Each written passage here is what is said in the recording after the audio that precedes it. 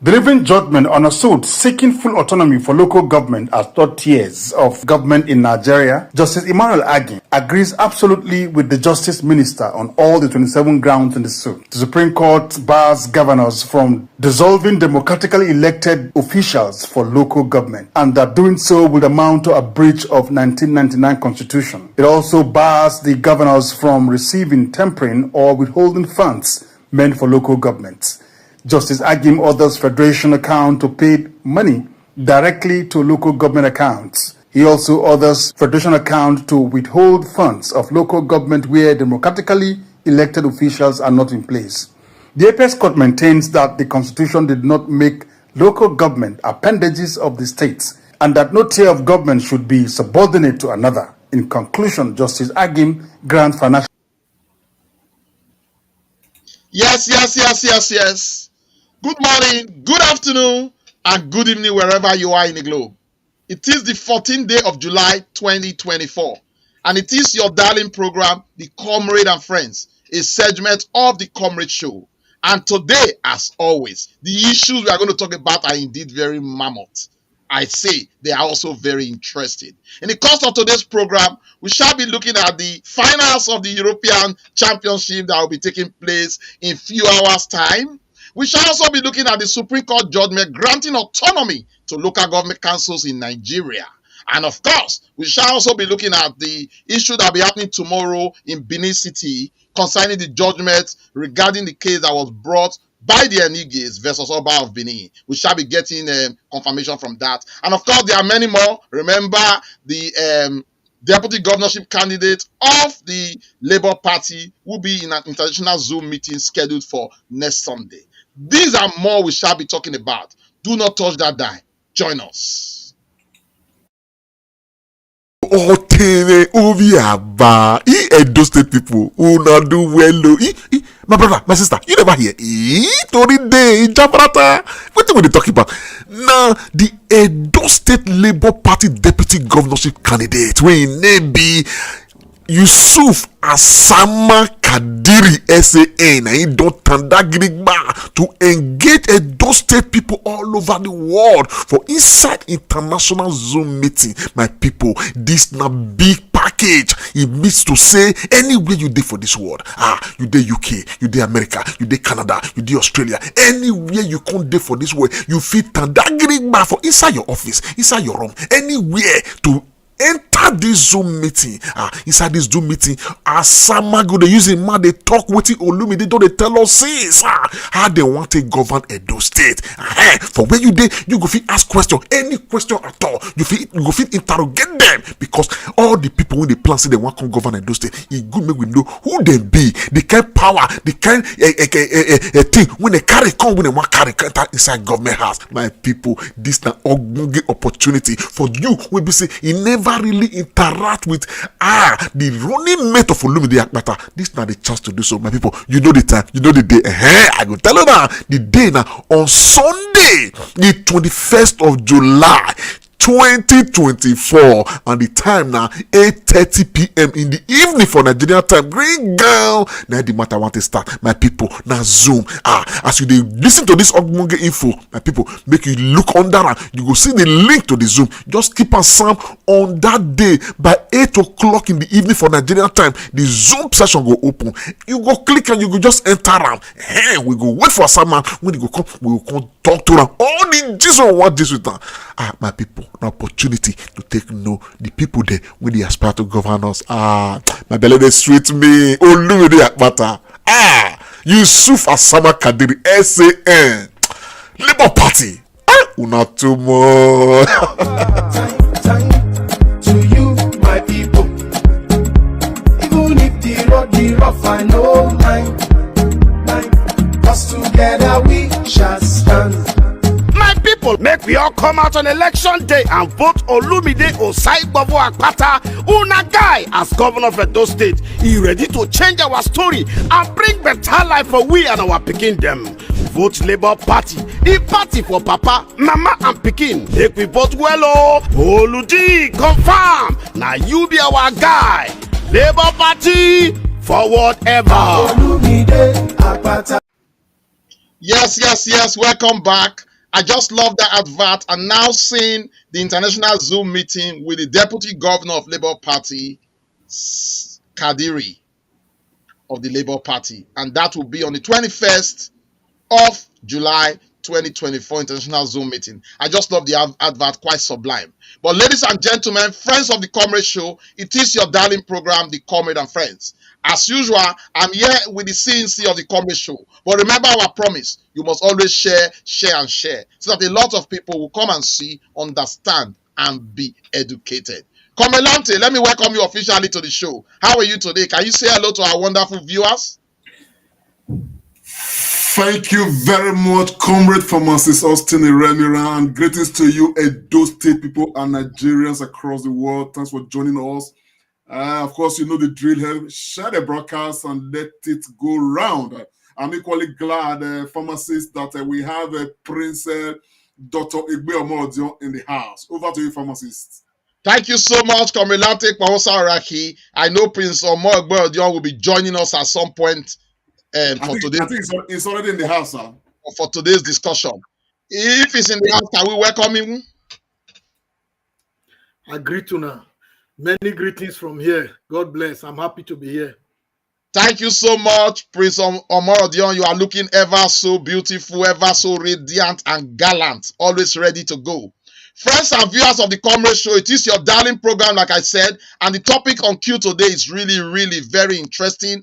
They are very mammoth, and they are really, really part and parcel of life in Edo State, in Benin City, and indeed in Nigeria. But before we go to talk about Nigeria, it's a very wonderful weather today. It's looking very sunny, and summer is really here. But today, at the international scene, is the European finals. I remember last week, I did make a prediction, and I said I don't want to be in this place. I was thinking that the French team will overcome the Spanish team, and they will have a showdown final with the French people. But today the story is different. Spain were sublime as ever, and an epic final between the Spanish team and the English team will take place about 8 p.m. tonight. Komilante Kwahosa Araki, I think this trophy needs to come to the United Kingdom and England. We haven't won anything in football since 1996. Since 1966, but the opposition is not a small one. What is your take? I know you are in the state of tenterhook now, because wherever it goes, you will be happy. What do you have to say concerning the Spanish-English finals in the final day of the European Championship 2024? Well, I think my mind is made up. I happen to, of course, have very close affinity with Spain, and of course, like with England. I'm a citizen of both countries. Interestingly, my children have been, asking me, Dad, whom are you going to root for? Which country are you going to support? But like you already mentioned, I've told my kids, my house is going to be divided. My wife and children are rooting for Spain. As you know, they are Spanish.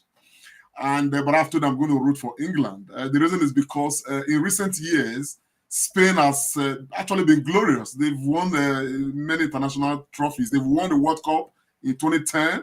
They've actually equally won this, European Cup, as it were. But like you said, England has not won any major trophy since 1966. And another caveat to it again is that last year, if you recall, the English women, national team qualified for the finals of the World Cup, but they were beaten by the same Spain. So on this occasion, I honestly would want England to win, of course, and I think England is going to win, not because they are better than Spain, but because there is an alignment, in the stars that tend to favor England just now. If you look at the entire United Kingdom, there's this, feeling, this feel good factor that is pervading the air, apparently because of the election of Sir Keir Starmer, who is very lucky to have gotten the kind of majority he's had. Then when you look at the trajectory of someone like Jude Bellingham, who's the luckiest footballer in the world today, he's signed for Real Madrid with the same season. He's won the La Liga, won the Champions League. I think the boy is destined, to win this European Cup. To of course, put him at the very apogee of discussion when it comes to Ballon d'Or, and of course, be a very big icing on the cake for the entire United Kingdom and Sir Keir Starmer. So at the end of it, I think it's going to be a beautiful thing, a better thing if England wins, and I hope England will win. Thank you very much for your assertion and your predictions. I am really, really worried, but let's see what happens. Dr. Morodio, you are the chair of Labour Party, and it's time for the good news and the good story all around. What's your take concerning this final happening today? Do you have any particular team you are rooting for, or are you like Omrelante going to be rooting for England? Well, I always believe in fairness. A better team, I always want to win. However, I'm a bit biased on this occasion. Like Omrelante rightly indicated, you see that England has not won anything since 1966. Nothing major. And the funny thing is, they've played very well. They've attained quarterfinals, sometimes semi-finals in most matches, but they've come home with no trophies. And even finals at the last European Championship. That's correct. I think it's time that it came home, if you see what I mean, because this is the home of football. Football was bettered in this country, in England specifically, and we've been waiting for it to come back home. Hopefully, this is the time for that to happen. Yeah. And the other thing is, if you look at it the way, like Omrelante, as if he was reading my mind, the stars seem to be aligning correctly. In 1997, when Tony Blair, the Labour Party leader at the time, became the Prime Minister, England won the Eurovision. You can check it out. And while that program was going on, I said in my mind, England will win this. And this appeared to be like a deja vu, if you see what I mean. And I believe that England may be coming home with this cup. That's where I'll rest it now. Thank you. Thank you so much, Prince Egbe Omorodio. I didn't know that you are also versatile in sports. I thought you are just an epiglot when it comes to politics. That means you are very mature, you are well suited. Well, to wrap this all up, I think England has not been fantastic. And I think sometimes when you are very fantastic in this major tournament, you go home with nothing. And I think it looks like our name is just on it. If not for anything, for the Nigeria blood in the team. The likes of Saka, Eze, and many others. I want to agree with you, even though I'm with great trepidation. I think we are going to be under fierce attack, but we may just, by the grace of God, though they say God doesn't do football, we may just edge it. But all the best to England, and let the good spirit just driving around the country just see us through. I think Southgate, the coach, has suffered a lot. Maybe this might just be the icing on the cake so that he can retire and we have a new breed of people going to lead the team. But I think by the grace of God, England will come victorious. So thank you very much, gentlemen. We just wanted to say that because we live in England, we live in the United Kingdom, and it's a national thing happening. It will be improper for us not to talk about it. But straight away, ladies and gentlemen, friends of the Comrade Show, please remember the deal: share, and share. We are going to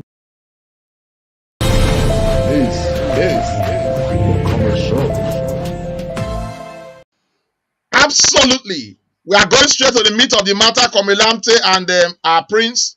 There is no gainsaying the obvious that something very gigantic happened in Nigeria just last week. And the federal government, in my view, the best thing that this administration has done, to have taken the case about local government autonomy to the courts. And the court gave a very, very clear judgment. Omrelante, before we talk about it, if we have the clip on cue, can we play so that our viewers will understand before we start talking about it? Delivering judgment on a suit seeking full autonomy for local government as third tiers of government in Nigeria, Justice Enigie agrees absolutely with the Justice Minister on all the 27 grounds in the suit. The Supreme Court bars governors from dissolving democratically elected officials for local government, and that doing so would amount to a breach of 1999 Constitution. It also bars the governors from receiving, tempering, or withholding funds meant for local governments. Justice Agim orders Federation account to pay money directly to local government accounts. He also orders Federation account to withhold funds of local government where democratically elected officials are not in place. The Apex Court maintains that the Constitution did not make local government appendages of the states and that no tier of government should be subordinate to another. In conclusion, Justice Agim grants financial autonomy to local governments. Reactions trailed the judgment by parties in the matter. Their lordships came to a conclusion that money due to local government shall henceforth be paid directly from the Federation account to the 774 local government and 6 municipal council in Abuja. We will get the certified true copy of the judgment as a body. The body of State Attorneys General of the Federation will study it and then we'll come up with our statement on it. As far as I'm concerned, there's no winner, there's no loser. The Nigerian people will enjoy the benefits of good governance. I think this has been in the clamor for a long time. It's not personal. What is important is that the people will hold chairmen now more accountable because the funds are going directly to them. Worthy of note is that state governors can no longer use caretaker committees to run affairs of local governments. Joseph Kadri, ITV News. Wow, you will agree with me that judgment gladdens the heart of so many Nigerians. And like I've often opined, there are 3 important things when you talk about politics in Nigeria. 1 is God, 2nd is the president of Nigeria, and the 3rd is the governors of the different states in Nigeria. These are deities in their own, and they've held local government hostage. One would also argue that even the current Attorney General was on the other side before and fought that these funds should not go to local government. But today he's on the other side and he has taken the case to the federal government and he has given us victory. The Supreme Court. After the Supreme Court, the next cry is to God. But now is the implementation. Nobody knows what the governors are going to do. And I must tell you, these parties are seriously hindered development because the local government is the closest indeed to the government. Comrade Lamptey, as a man in the local government that knows a lot, how did this judgment meet you and what are the immediate implications? Honestly, like you said, and rightly established, this is probably going to go down as, one landmark achievement of the Bola administration. You know that the administration of Bola Ahmed Tinubu definitely has been fraught with a lot of the administration will be accused of not, meeting, the needs of the people, not really responding to the promises made to the people and all of that. But this is really, really landmark, is huge. I'm very pleased with this judgment, and it's been a long time coming. When you look at the states in Nigeria, it's obvious that the political immorality that is, prevalent, within state government, as it were, stems largely from the way local governments are handled. The way the governors of the various states handle their various local governments and all of that, particularly with respect to the funds that is supposed to go directly to the local councils. And apart from that, when you look at the conduct of local government elections and every other thing, you just obviously know that it was becoming a culture that our local governments are appendages of our state governors, as it were. And I think that this is going to rest a lot of things, and it's going to, if you look at the judgment itself, it's all encompassing. Okay, it is saying that the federal government must pay directly to the councils, to the local government. It's saying that federal government will reserve the right to withhold any money meant for any local government council where what's it called, their administration has not been duly elected. Because what you see, even today as we speak, there are about 20 states in Nigeria that have not had local government elections. They just put administrators there.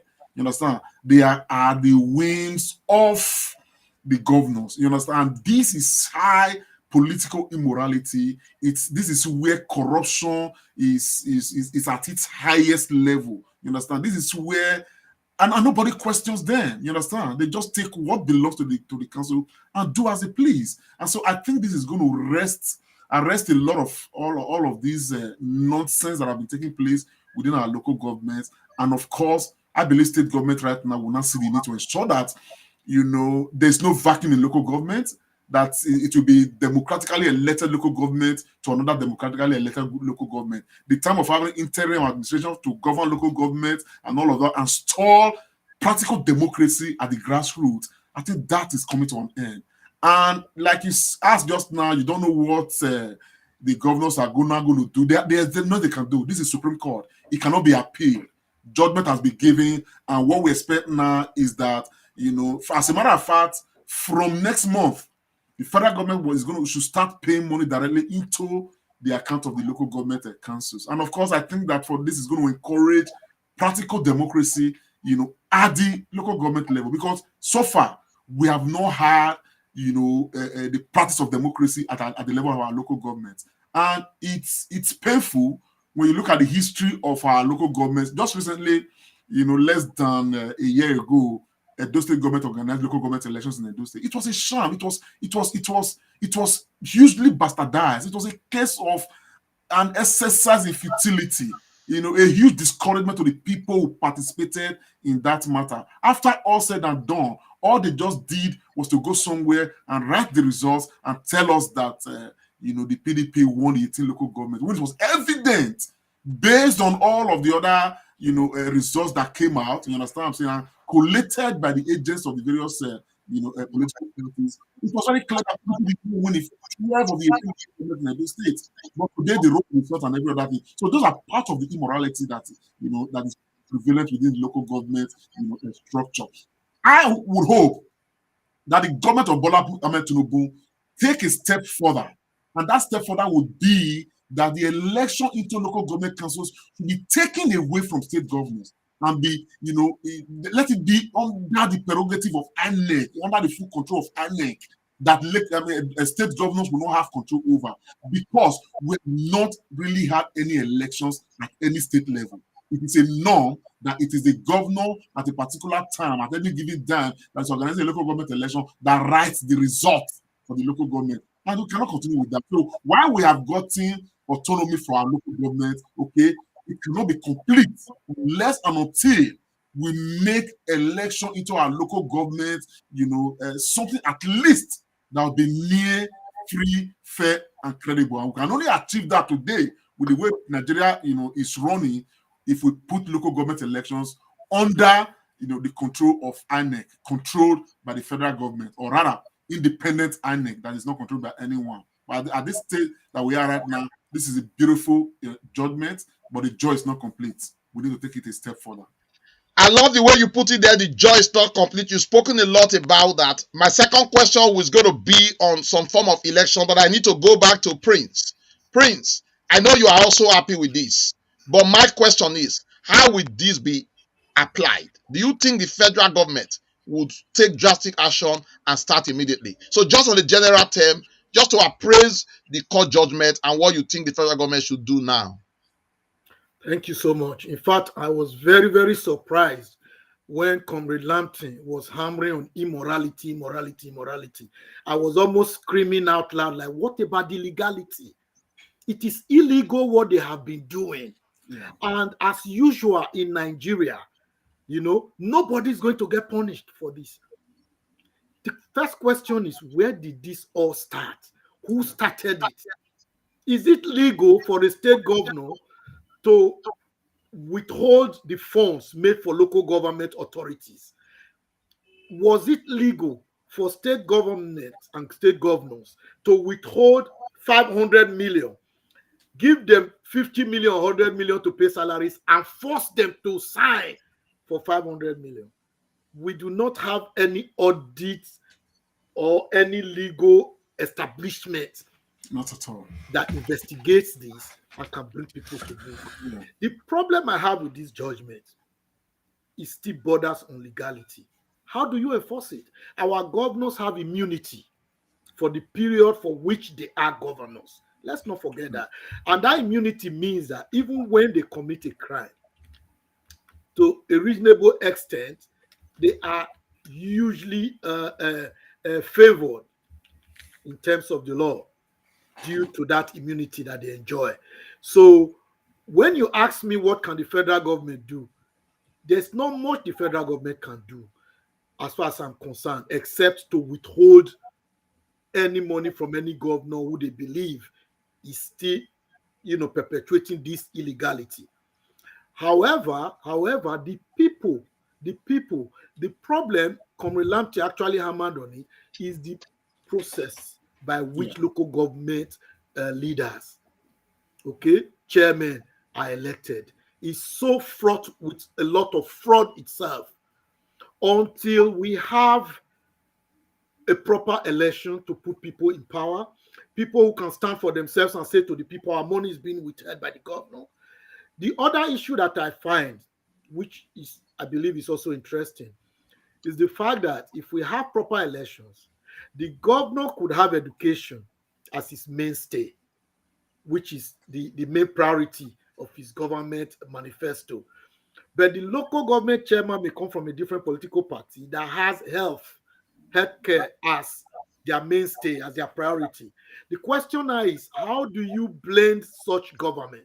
Some people have argued that when a governor comes into power, the election for local government should be completely taken out of the equation and the governor allowed to sort of not elect, to appoint chairmen in various local governments. But that too is fraught with a lot of difficulties and challenges. So the best thing is still democracy. That's the best thing we still have. And I agree with Comrade Lamptey that we should have proper election. I know that is in the pipeline. I know they are now trying to take the elections for state government away from state governors. For local government, they are taking it away from state governors, and it's now going to be with INEC. That is in the pipeline, and I hope that comes through very well. So these are the issues. Withholding the money that is meant for that state, for the local government, any governor that is found, to be engaging in illegality, I believe that is one way that we can deal with it. Thank you. Yeah, thank you so much, Prince. Like I said, listening to Professor Odin Kalu during the week when he was reacting to this judgment, he said something very, very important. And directly or indirectly, yourself and Comrade Lamptey, you've also mentioned that. And equally, the electionary process into local government councils in Nigeria. In fact, while two of you were positing, I was thinking in my head, are we aware that the local government has got any account just now? Who is signatory to the account? If we are going to go by last count, I think the governors are still in charge of the accounts of this local government.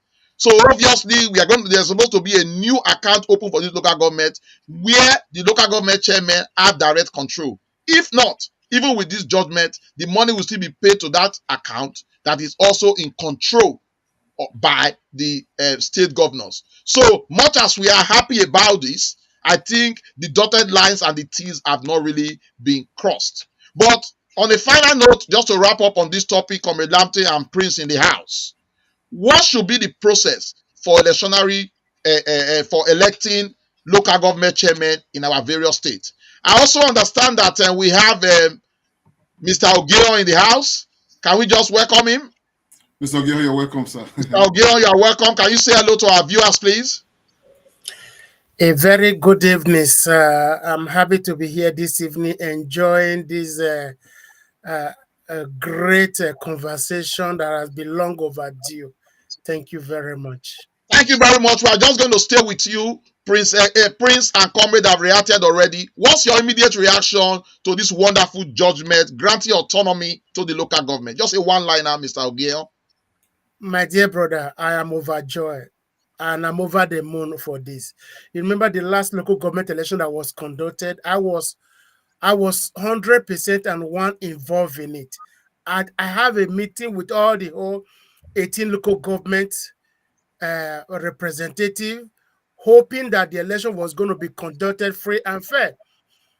Until a week to the election, I was told that the governor is going to handle the election and we should forget about it, whatever the governors stand.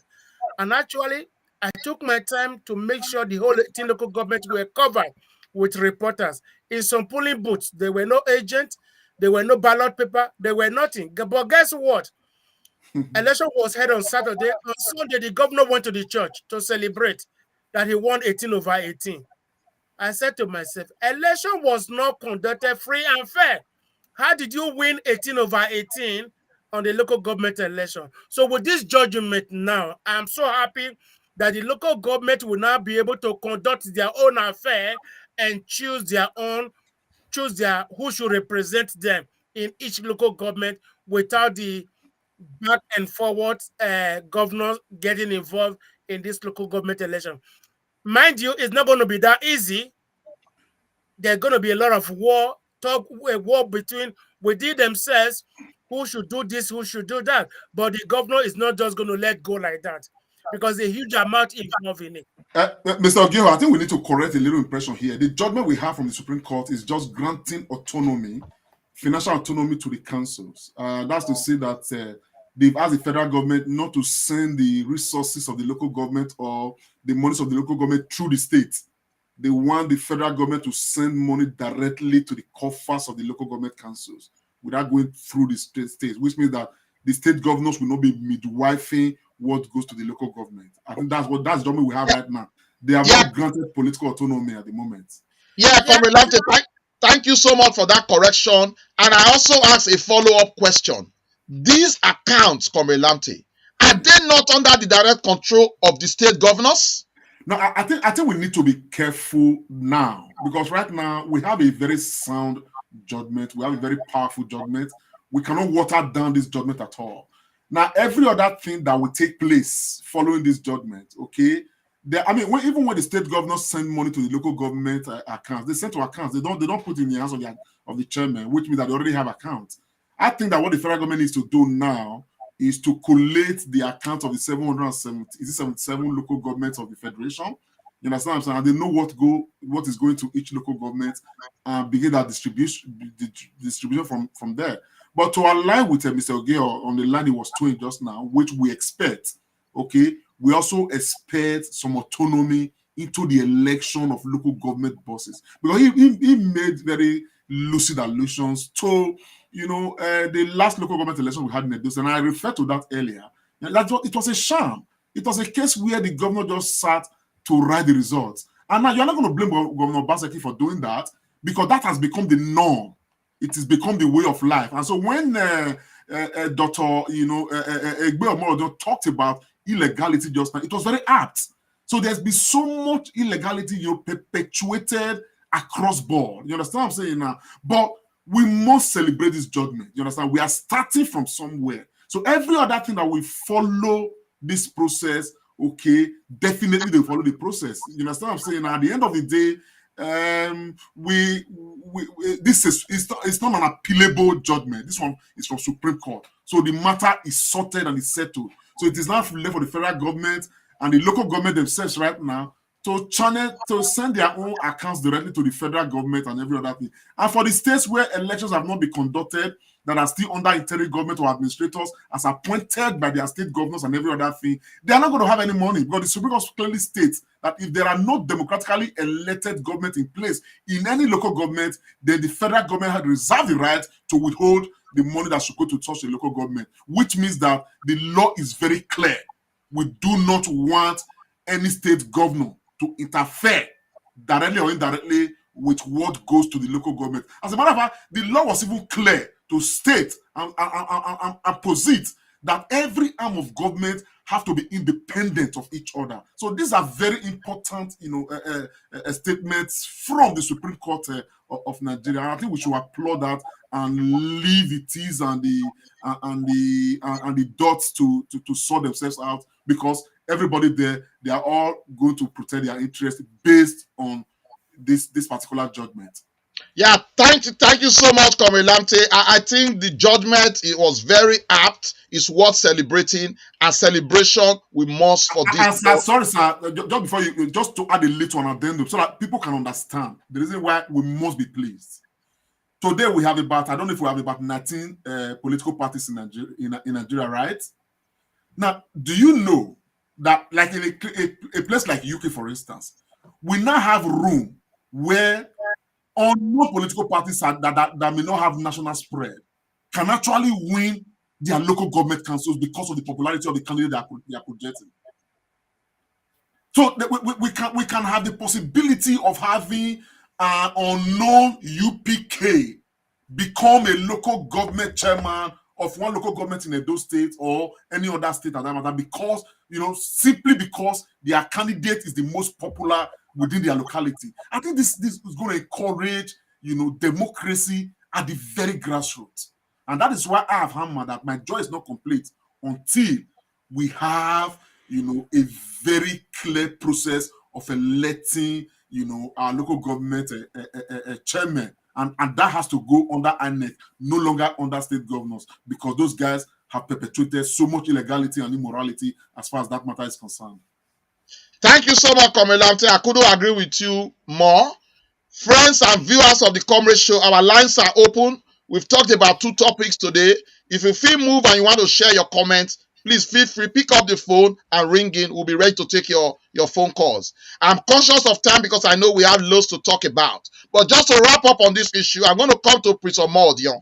We've talked about how sweet the judgment is. We've really dissected it with your input and the input of Paugeo and yourself and myself talking about it. But just to wrap this, I'm going to come to you, Prince. Now, we know that there's a political problem to this. Good elections into local government. As a parting word, as a final statement on this, what should the federal government do now? Because the state governors want the situation to remain as it is. What should the federal government do to make electionary process in local government something that would be good and set a good barometer for this judgment to be worthwhile? Yeah, I think our electoral act needs to be updated so that INEC can take control of the election into local government offices. I don't think it makes any sense at all to allow a governor to take it. If we are going to continue like that, there is no need having elections at all. We should just allow the governors to appoint and save the money we are wasting on those kind of charlatan elections that we all know are pseudo. They are not real. So the bottom line is, I believe that's the way forward, that INEC should take control. Whilst at the same time, we all know that INEC is not perfect. There are still a lot of things that needs to be changed in INEC. And I believe that one of the fundamental things that needs to change is that elections results from the polling booths have to be directly, automatically transmitted to IREV so that everybody in real time can see the results, so that without any iota of doubt, and we will have less people going to court. As people are voting in their polling booths, the results are coming out. They are going directly to IREV. You can log onto your phone and see the result as they are coming. And once the results are fully collated, you can see who's got the highest number of votes. Nobody is going to be going to any court. In any case, if you go to any court, we've got the original results from each polling booth that tallies with the results in IREV. What grounds would you have? Cases will be thrown out without waste of anybody's time. And in fact, most politicians will not waste their time going to court. The reason we don't see people going to court in Western nations, in fact, in some African nations like Kenya, South Africa, nobody is going to court. The reason is simple. They believe in their electoral system. So if you lose, you have lost it. If you win, you have won. So the whole idea of I lost not because people didn't vote for me, but because results were manipulated is taken out of the equation. And if we can do that, one of the ways we can actually achieve that in Nigeria is through automatic transmission of results to IREV. Thank you. Thank you very much, Prince Dr. Egbe Omorodion. You said it so succinctly. And I think the only way for a true democracy in Nigeria is to start from the local government. And I'm sure that if we get the local government right, others will follow and will be aiming higher and higher and higher. I want to believe that now, like it's always said, a Democrat is now the president of Nigeria. We want to see him ensure that democracy, in its right sense, come to practice. Thank you very much, gentlemen, for all you've said on this. We've talked about the national level. We are now going to zero into our own dear Edo State, the heartbeat indeed of the nation. Have we got a call? No, not really, sir. There is something I actually want you to consider, and of course, everybody here, because this is where today it's very painful that we don't yet have proper visionary leadership in Edo State. Now, why did I say that? If you go to the states in the north, okay, smaller states than Edo State, some have over 40 local government councils. This law right now is going to benefit all of them, and it's going to hasten their progress if the local government chairman in those local governments will be committed. Now you come to Edo State, we have 18 local governments. I honestly think right now, based on the size of Edo State and our local governments, there is no reason why, for instance, in Orionwo, we cannot have 3 local governments in Orionwo. There is no reason why today Oredo local government is not supposed to, it's not supposed to be like 2 or 3. A local government as well. But nobody in Edo State right now is agitating for local government creation in Edo State. We are just there with 18 local government. As we speak right now, there is agitation for the creation of more states in Nigeria. 4 in Western Nigeria, 3 in Eastern Nigeria. Where are we? Edo State, as a matter of fact, right now, we probably need to even be agitating for the creation of another state out of Edo State. So I really, in as much as this is very, very good, I think that as a state, Edo State, we have a very important conversation that we need to start just now. We have some people in the National Assembly, okay, with all due respect, some of us are just like, we don't know what they are doing. We don't know what they are doing. People are coming up at the National Assembly advocating for the creation of local government councils in their own states, in their own constituencies. But we are just there, we are sat. We have a government in Edo State, a government house, okay? They are spending money to launder their image, and the things that will really benefit and uplift Edo State, they are not doing it.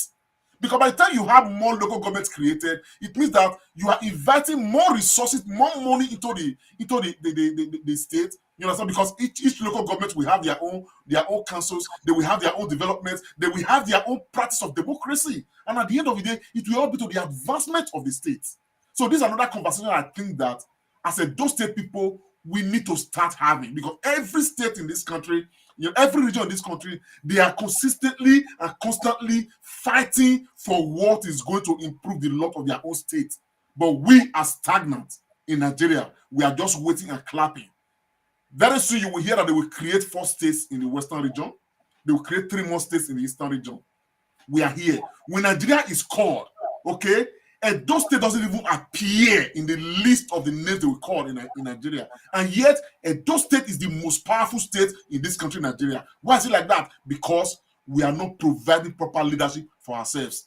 All we do is to spend money where it is not necessary, just to launder personal image, to launder personal ego without looking at the overall good of the state. I am pained because the benefit of this really, some other states that are not deserving as much as Edo State, is, okay, we enjoy this more. As we speak right now, the Judicial Council have, now recommended or approved another 18 judges for Edo State. I looked at the list, there is nobody in this list of 18 judges that is from Edo State.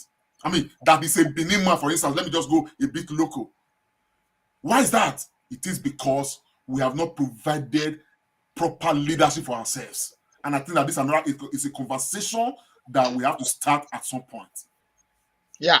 Thank you so much, Komilante, for adding color to that. You must also know that the Nigerian constitution at the moment is somewhat obscured. If my memory serve me right, I think most of these local governments were created by the military during the military era. But like you said, it's a serious conversation. And thank God just now, the Edo State election is just around the corner. I think this should be another item that we will place before candidates. And in this case, Labour Party candidate Olumide Akpata, so that if he becomes victorious, it will be some of those things that will be carried forward, and we can forge our senators and half of rep members to begin to have that conversation. Because I cannot agree with you more. A state like Kaduna State will benefit immensely from this, because we have over 30 local government compared to Edo State. And if development and growth is to reach everybody, local government is the key. But thank you so much, Komilante, for adding that. I must say that It's a very interesting conversation. Friends and viewers of the Comrade Show, please leave your comment on the comment section, pick up the phone and ring us. But we are coming straight now to Edo State. Something great will be. The Comrade Show.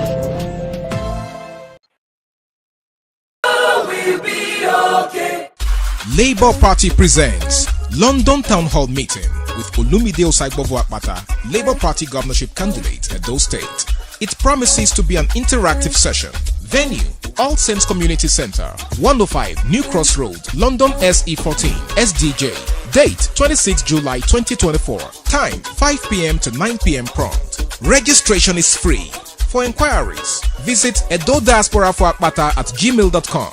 Do remember that with Olumide and Kadiri, Edo will be okay. Labour Party, forward ever.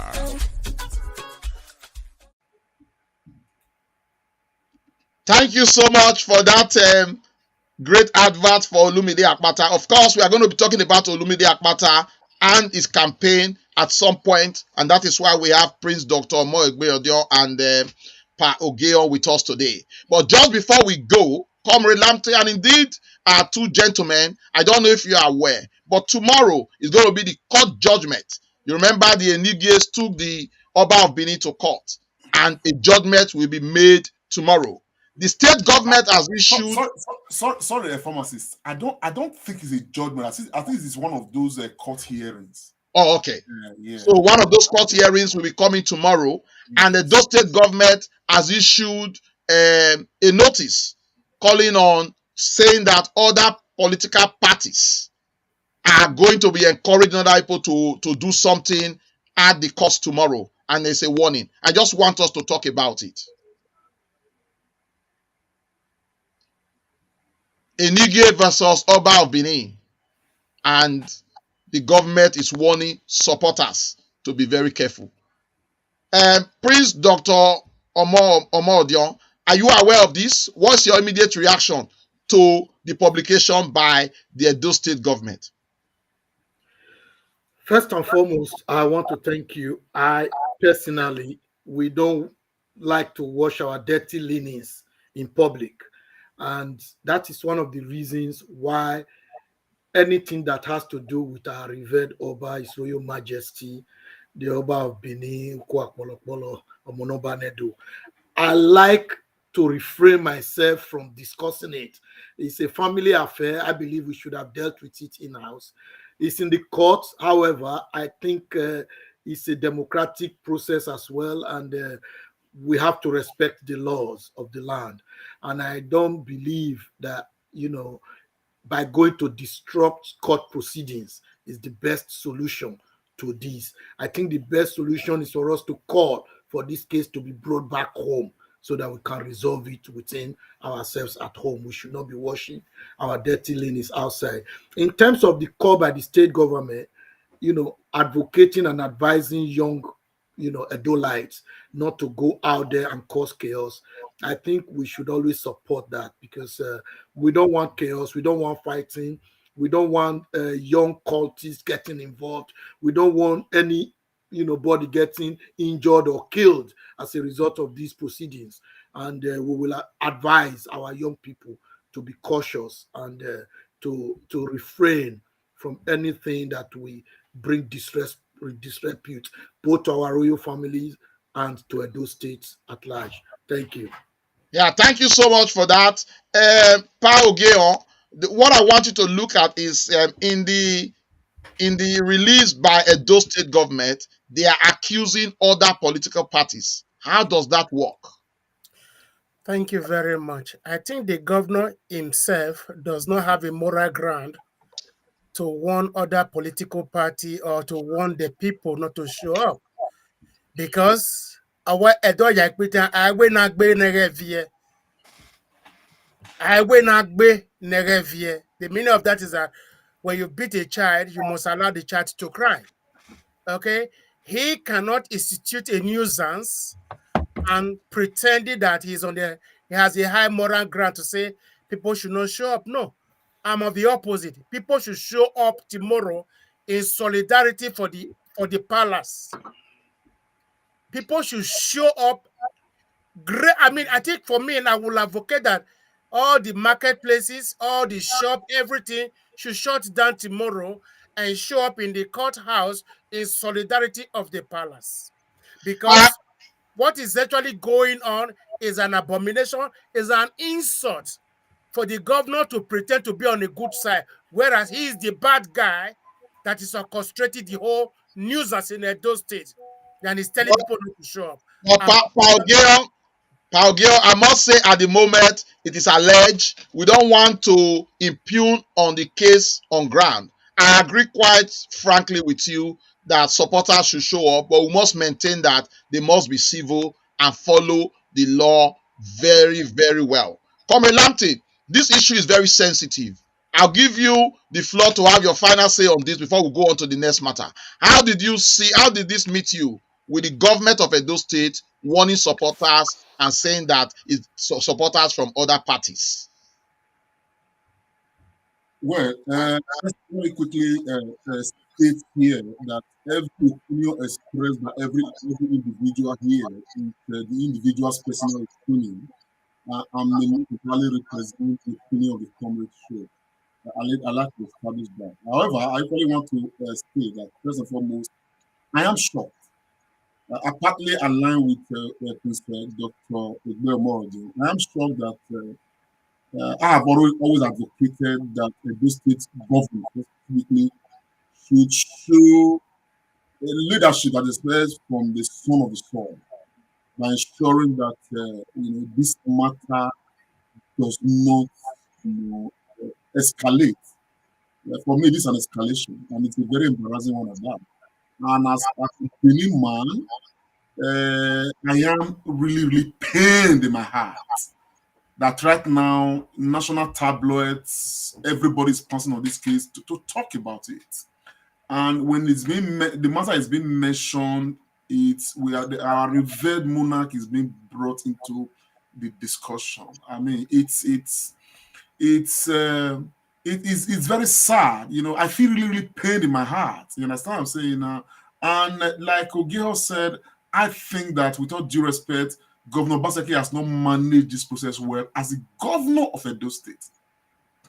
And to issue a statement like this, I mean, I read the what's it called? I read one of the tablets on Punch newspaper, and I read the content of it.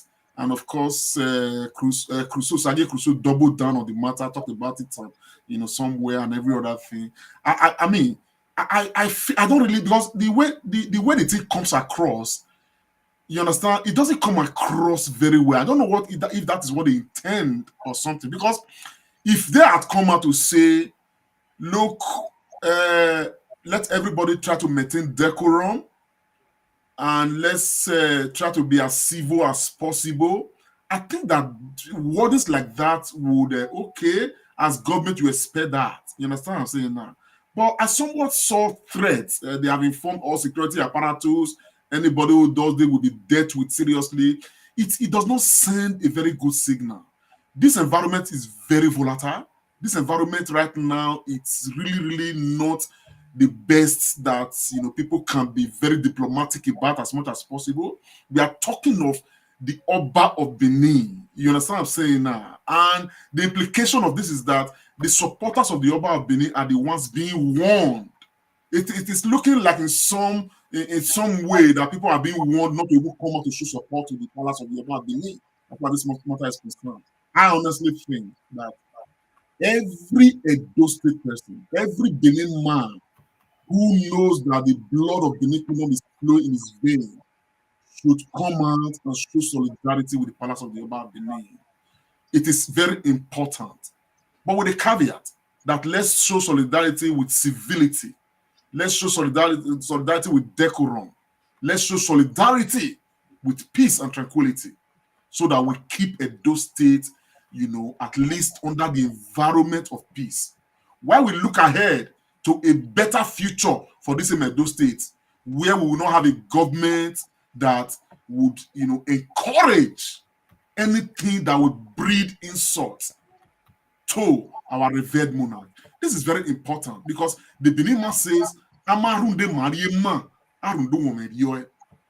I think Okeke at this time, the man see you say, Okeke for the kingdom. Because at the end of the day, whatever we Please, do, can you explain that in English, please? We have an international viewership. yes. What I'm saying is that if you do not eat pounded yam because of pounded yam, you eat it because of the soup. And by implication, it's an Indian. The Benin man says, it is a Benin man that you speak to in parables. And of course, to every other not Beninese, you can try to explain things, in many ways. But for the Beninese that this is meant for, they probably understand exactly the point I am making. I feel very, very embarrassed as a Benin man because my entire essence as a Benin man appears to be in a public domain in a way that I don't even feel protected by those that ought to be protecting me and protecting us and protecting all of us. You understand what I'm saying? I want to be very careful so I don't use too much strong words that may be misinterpreted. But I feel very embarrassed, and honestly, my embarrassment stems from the way the government of Edo State, is managing this process. This content that comes out from that came out from the tabloid, you understand what I'm saying now, does not make me well. It sends very wrong signals. You understand? That Sport newspaper there, Enigie versus Oba of Benin. Edo warns over plans to disrupt court proceedings. Who is disrupting court proceedings? This one is from this day. Oba of Benin, Enigie's case. Edo government warns against destruction of court proceedings. I honestly think that the right wording would not have been warned. The right wording would have been people advisory. Let us maintain decorum. Let us maintain peace. But we have a right to support His Royal Majesty and the kingdom. That would be my take, sir. Thank you so much for that. I think that is clear. We are not talking about the judgment. We are more concerned about the statement issued by the state government, and we are worried with the language and grammar. We've encouraged everybody, whichever side you are supporting, come out en masse and give support, but be civil and follow all the necessary law that's required. If you are going to go to the court ground, go there, be civil, and do all the things you have to do. And like we've said, it is an embarrassment, a major embarrassment at that. But let's see how things plays out. Hopefully, we'll see what comes out from the court proceedings tomorrow. Ladies and gentlemen, friends and viewers of the Comrade Show, it is your darling program, The Comrade and Friends, a segment of the Comrade Show. It's 57 minutes on the clock and 41 seconds. We have been talking on very important issues. But now we are going to zero down to Edo State governorship election and to talk about the Labour Party. On the Comrade Show, we have two great programs lined up which will be seriously involving. First, on the 21st, we shall be having an international Zoom meeting with the deputy governorship candidate of the Labour Party, Yusuf Asama Kadiri. He'll be on the Comrade Show at 8:30 p.m. Nigeria time. As many people as possible, we are advised to join us and hear from the mouth of the deputy governor. Remember, Labour Party is crisscrossing and doing a lot in Edo State. In fact, Labour Party at the moment appears to be the party indeed to beat. And we shall be hosting the deputy governorship candidate on the Comrade Show. And as a quick follow-up, on Friday the 26th of July, the Labour Party governorship candidate, Barrister Olumide Osaibovo Akpata, will be coming to London and Manchester on the 26th and the 27th of July. If you are in Manchester, if you are in London, if you are anywhere in the United Kingdom, England, Wales, Scotland, Northern Ireland, anywhere, what are you waiting for? Have you registered? Make sure you come and hear Barrister Olumide talk about his prospects and dreams for Edo State. And you have the opportunity as well to ask him questions. Please, it is very important. I'll call for a short break now.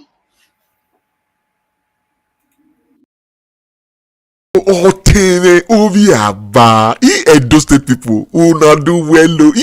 My brother, my sister, you never hear. Tori day, Jabrata. What are we talking about?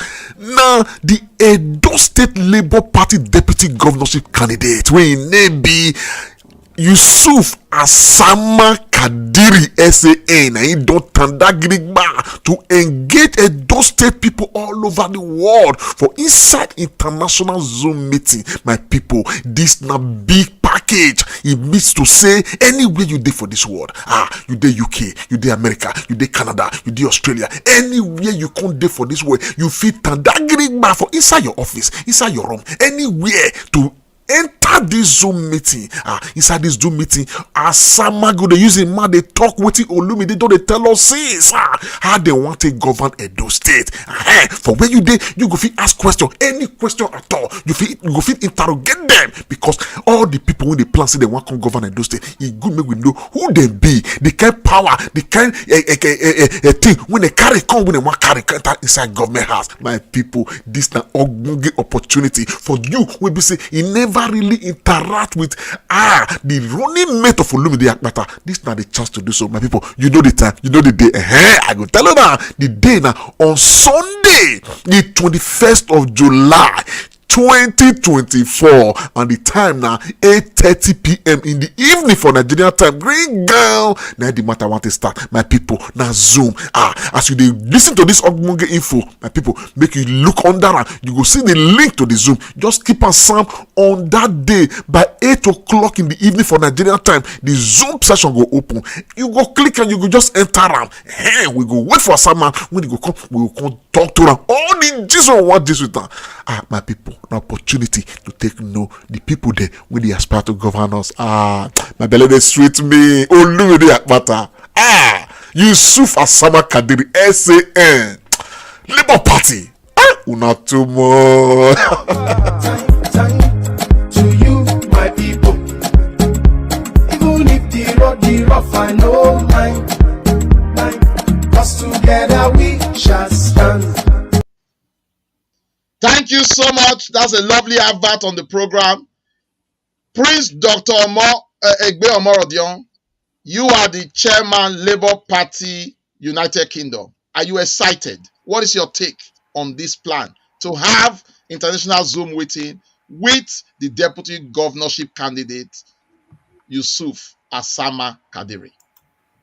Yeah, I'm very excited. I'm very excited about it. And to be fair, I believe we should interrogate every aspirant candidate so that we know what plans and visions they have. Earlier, our honorable comrade Lampton was saying that lack of vision is one of the issues that we have in our state. I think it goes beyond that, but that is very correct. There's a lot of, lack of vision thereabout. But there are a lot of young Edolites with great vision. Unfortunately, they do not get, because one thing we must know is that we've got three major candidates in this election. Yeah. Does that mean these are the three best Edolites who can govern Edo? The answer is definitely no. There are other people, but they may not be in political mainstream. They may not have, put themselves up for office, but there are many young Edolites who came up for office, especially that I'm aware of within the Labour Party, with great vision. Some living in Germany, America, the United Kingdom, myself as an example. It is so monetized that we were all sort of pushed out of the system. So that is a problem. The problem is not vision of people with vision. We have them, but they never get to see the light of day, because one way or the other, the system is so manipulated against us that we don't succeed in becoming the candidates.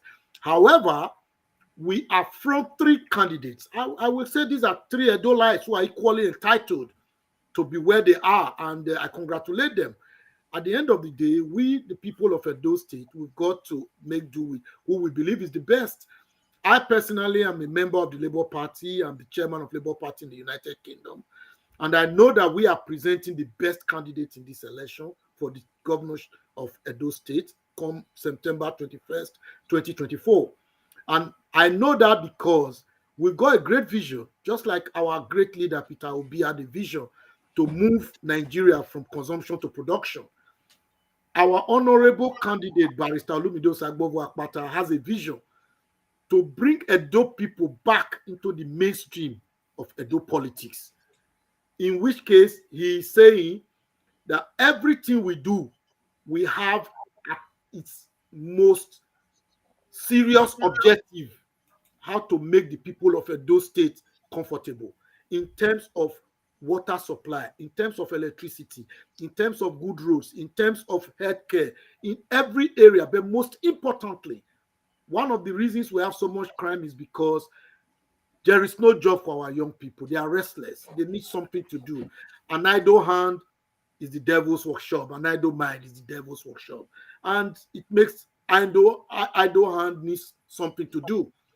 We are coming up with an agricultural revolution that will engage and employ at least 250,000 Edolites.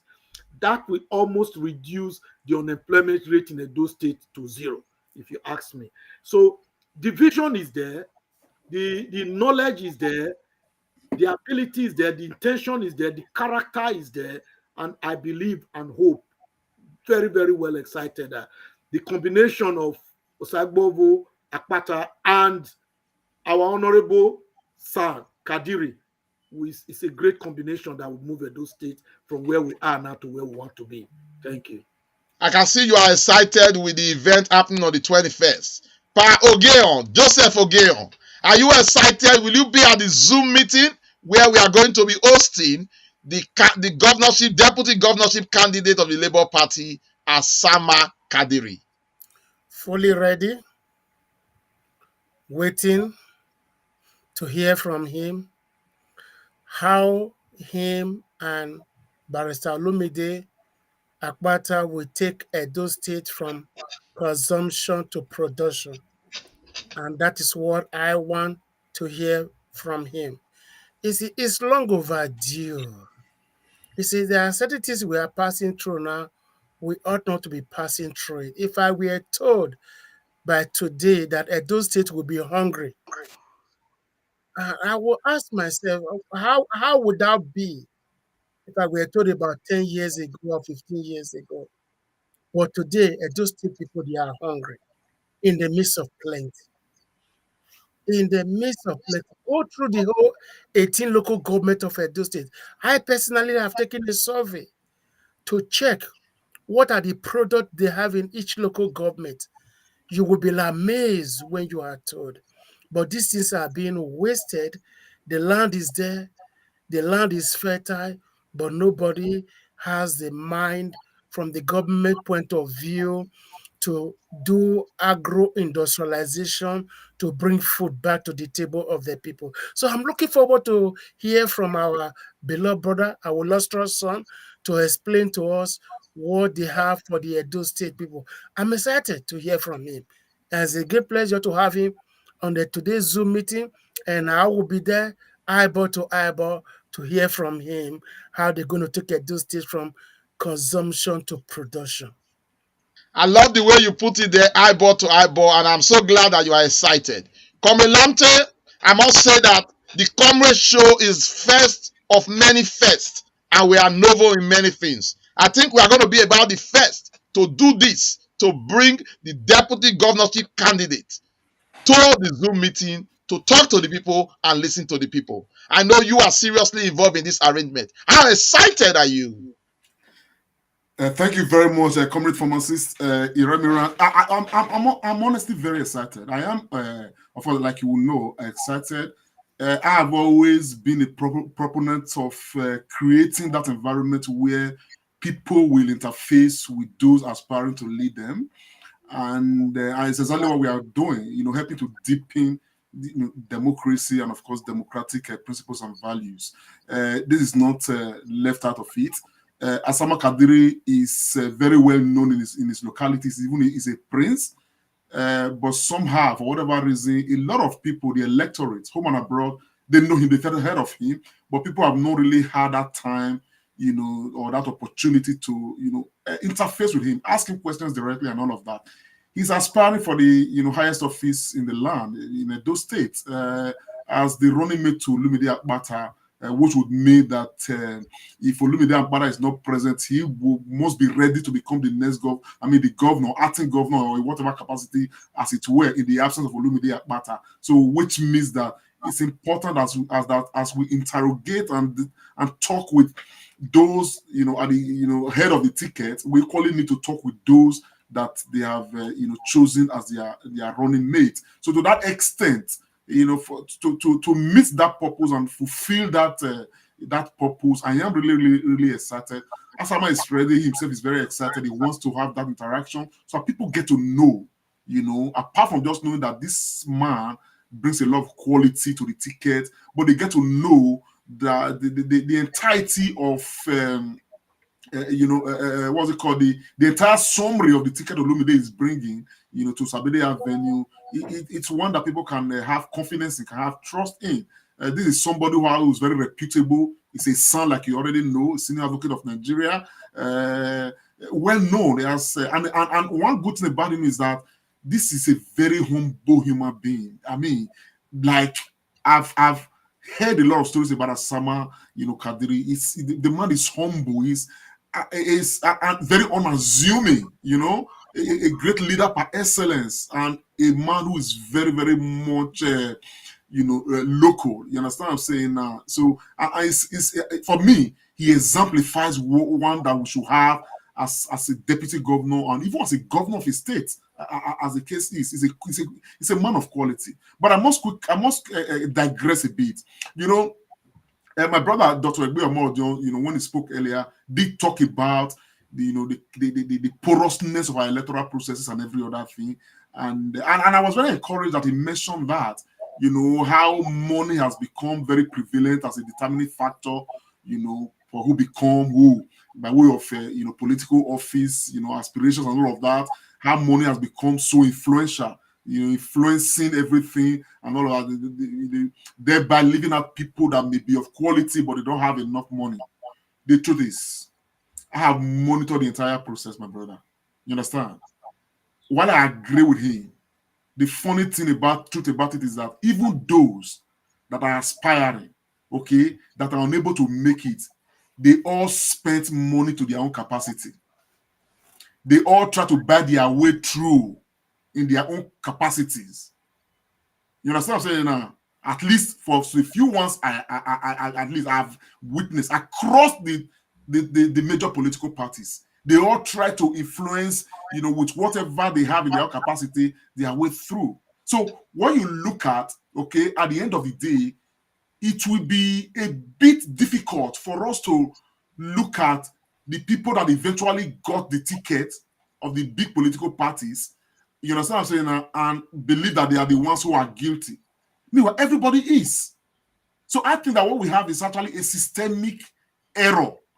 I also think that we probably need, as we are now, Supreme Court government, which is what we discussed just now about the local government autonomy, we probably now need to start moving away from this presidential system of government that creates room for this kind of monetary immorality and illegality, as it were, in our political space, and probably start looking at a kind of system like parliamentary system, where you have to go through the ranks to become the leader of your party, to become a representative of your party and every other thing, without buying your way through. I think that would be a solution to I think that would be a very big story for another day. Can you also just flash that Zoom meeting once again, just to remind our viewers about the plans for the deputy governor to be at the international Zoom meeting next Sunday at 8:30 p.m.?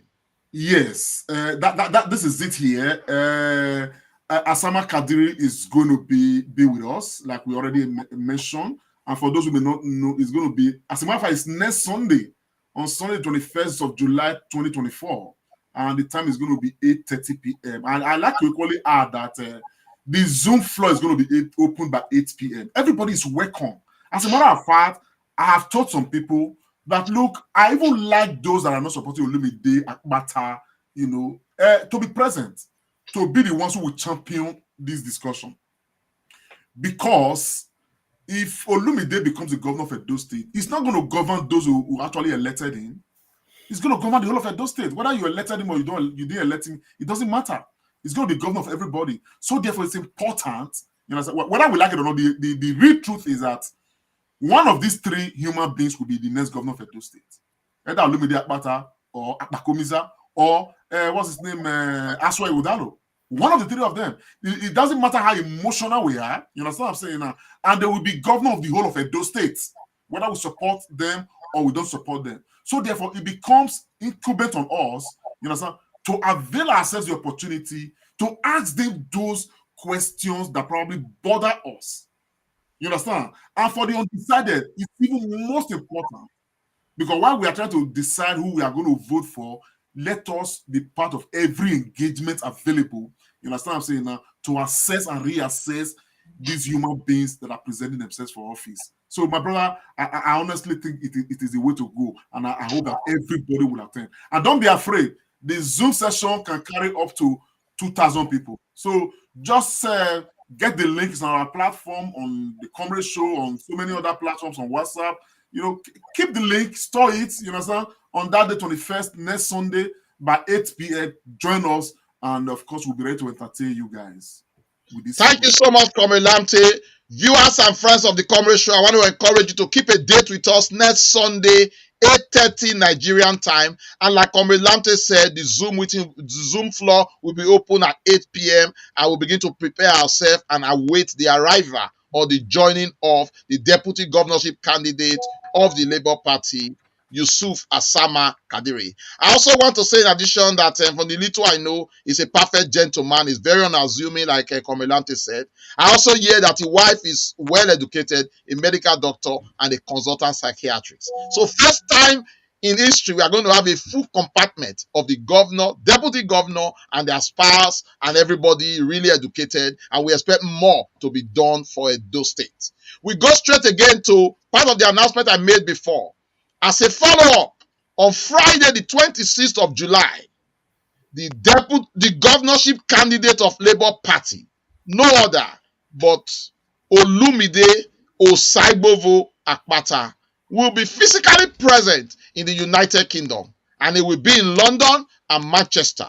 On the 26th of July 2024, it will be in London, and on the 27th, it will be in Manchester. I am super excited. I know everybody here is excited.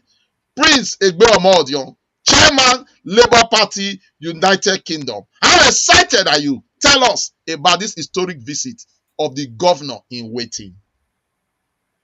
Well, it's been interesting. It's been an interesting journey for him, all the way through the primaries and to where we are. You and I know very well that the diaspora, especially the Edo diasporans, they are extremely crucial to the politics, the local politics that happens in our states. Therefore, if you want to become the governor of Edo State, you have to come and see our people who are here. And the PDP candidate, or candidate in quote now, has done that before the court judgment that we had.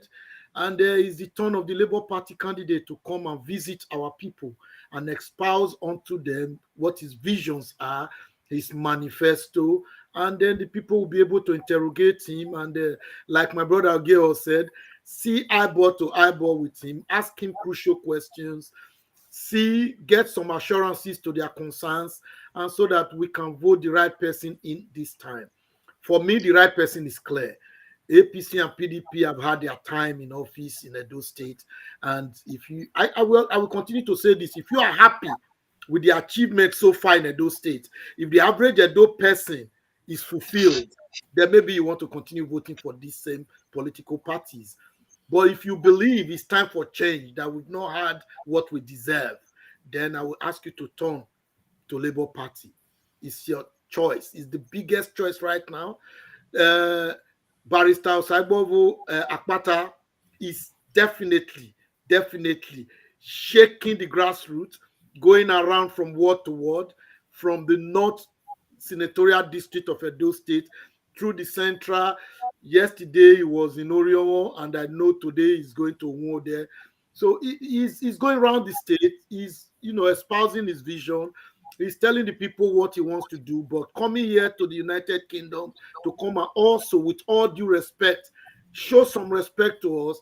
Let us affiliate with him, and if possible, Give him some ideas too. No man is an island or epitome of knowledge. Many of these people assume that their manifesto is all and all and is fixed. But I can tell you something about the Labour Party manifesto. In every page, we have space for additions because we don't believe we know it all. But the program that we have to combat insecurity is going to come and tell our people, because one of the concerns that the diasporans have, many people, especially those who are in my age group between 50 and 60s, are finding it difficult to retire back home. Why? Because of insecurity. We do not have electricity. It's very uncomfortable, the healthcare system. So we want to use this opportunity to interrogate our governors to be. But we know that there will be one winner on that day, and I believe it will be Olumide. I just wanted to ask. So let him come and tell us what he wants to do in terms of security. If I go to Edo State, will I be secured enough? Sorry, I'm sorry to interject, Prince. We have a caller here, and I think it's particular about asking. Let's take the caller. Yes. Yeah, caller, what's your name and where you calling from? My name is KSO. I'm calling from Blackpool, United Kingdom. Go ahead, sir. Mr. Amorodion, good evening, sir.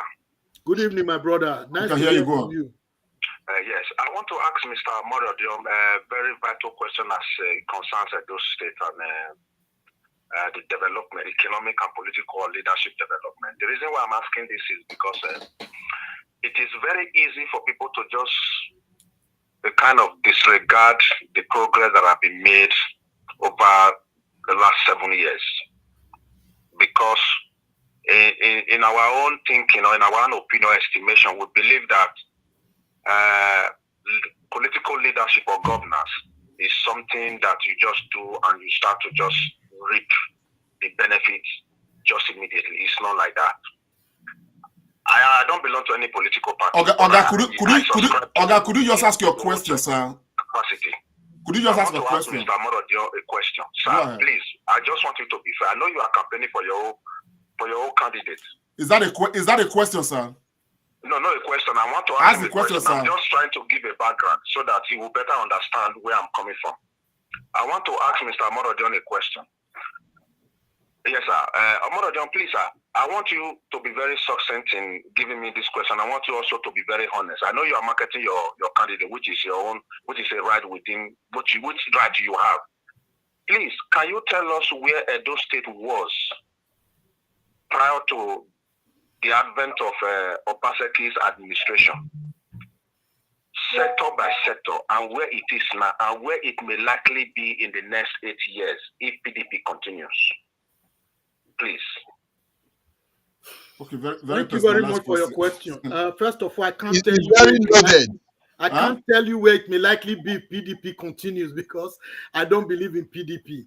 And I don't even think they will continue. We will not allow them to continue. Now, you asked a very vital question that we should not neglect the development that has happened in the past 7 years. And that is very correct. Because to be fair, we will be saying that the governor has been in office for 7 years and he has done nothing at all. Nobody has said that. What we are saying is, when you look at the increase in the internally generated revenue that Edo State have received, when you look at how much national revenue allocation from the federal government to Edo State in the past almost 8 years, when you look at how much debt Edo is owing, which means there are loans that we borrow in addition to both the federal allocation plus the internally generated revenue of Edo State for the past 8 years, my brother, you said I should be honest. I will be honest with you.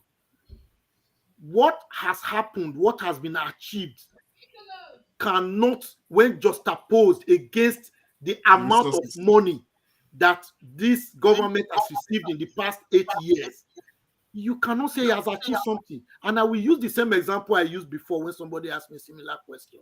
And I'm sure Mr. Ogeo was there and he knows what example. If you gave me $1 billion and you come back and I show you a rickety Volkswagen Beetles, will you say I have tried? To whom much is given, much is expected. Absolutely. We have given this government a lot of money.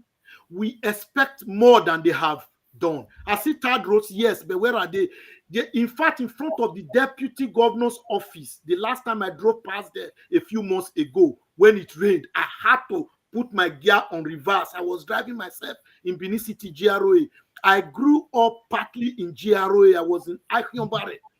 So I know how that area was. So when you ask me how it was, I know how it was. The first 4 years of Oshomole under APC was transformational in Edo State. I drove on Airport Road and I can tell you the difference between how it was. I visit Nigeria a lot, although I live overseas.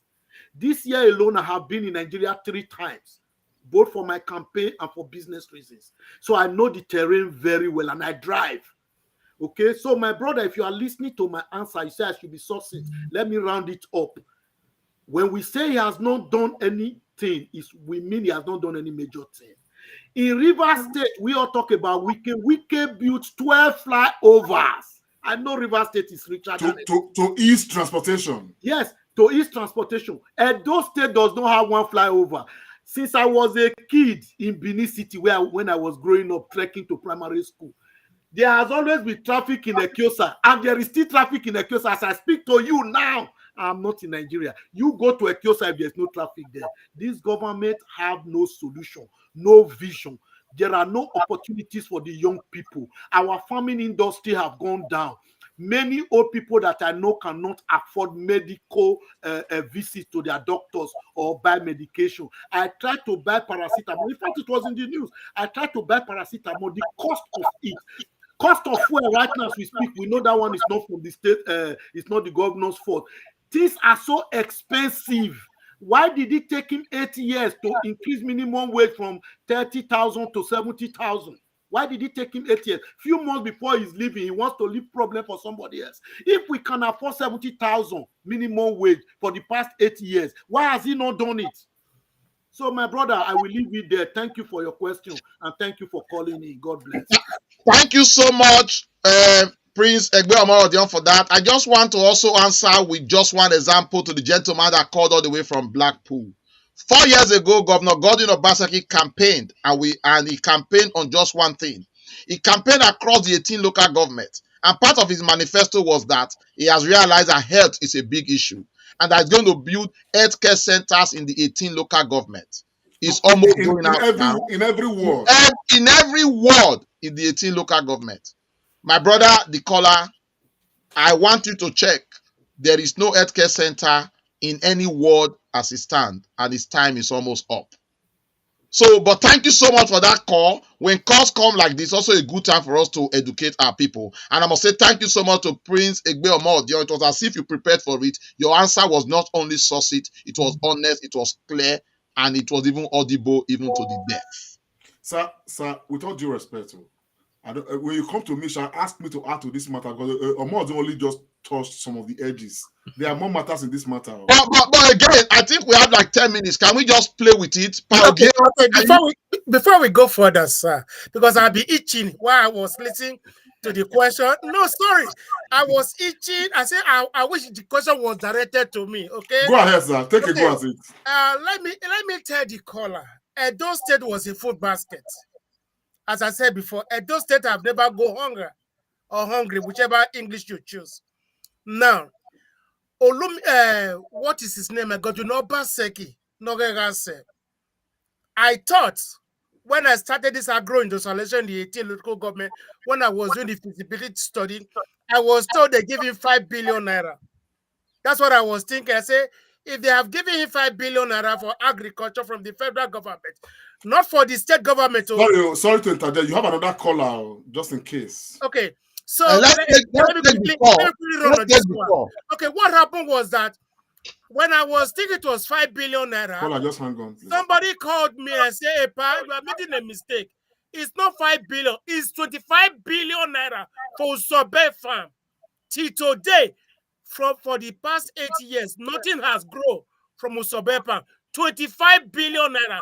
Excuse me, as a manager of agro-industrialization, you give me 10 billion naira, I will turn Edo State around to become a food basket. Thank you. Let's take the call. Thank you. Hello. Hello, sir. Yeah, good evening, sir. What's your name and where are you calling from? Yeah, my name is Mr. Omori. I'm calling from Eastern Texas. Mr. Murray from where? Houston, Texas. Okay, from Houston. Go ahead, sir. Yes, sir. Yeah. Thank you for your show. And I have a question for, I don't know, your guest. I just tuned into the program. Is your guest a gubernatorial candidate or supporting another candidate? Sir, my guest was an aspirant under the Labour Party. And one of them. And one of the aspirants, yes. So you can ask your question. All right, my question is going by the political equation in Edo State, which is on a tripod, the south, the central, and the north. We have three major candidates at the moment. Yes, sir. We have two vibrant ones, and there is one. I'm not here to. I don't want to use anything that go through on the candidate of the APC. It's not vibrant by standard. Yes, among the three major contenders, I think he's not the kind of person anybody. I can see for myself. I can also know that as learned and as vibrant as you are, he's not somebody that you want to hand Edo State over to. My question is, no matter how bad that candidate may be, because of the influence of Oshomole want to work for his party because he's a party man. Ask your question. Oga, what's your question, sir? Yeah, boys, please, I'm just laying the foundation. Please. Oshomole will want to win a donut for him. And Edo Central will be shared between both of them since Hassan Godalo and Obama are from Central. Edo Central will be, which is the biggest, population, will be shared among the three of them.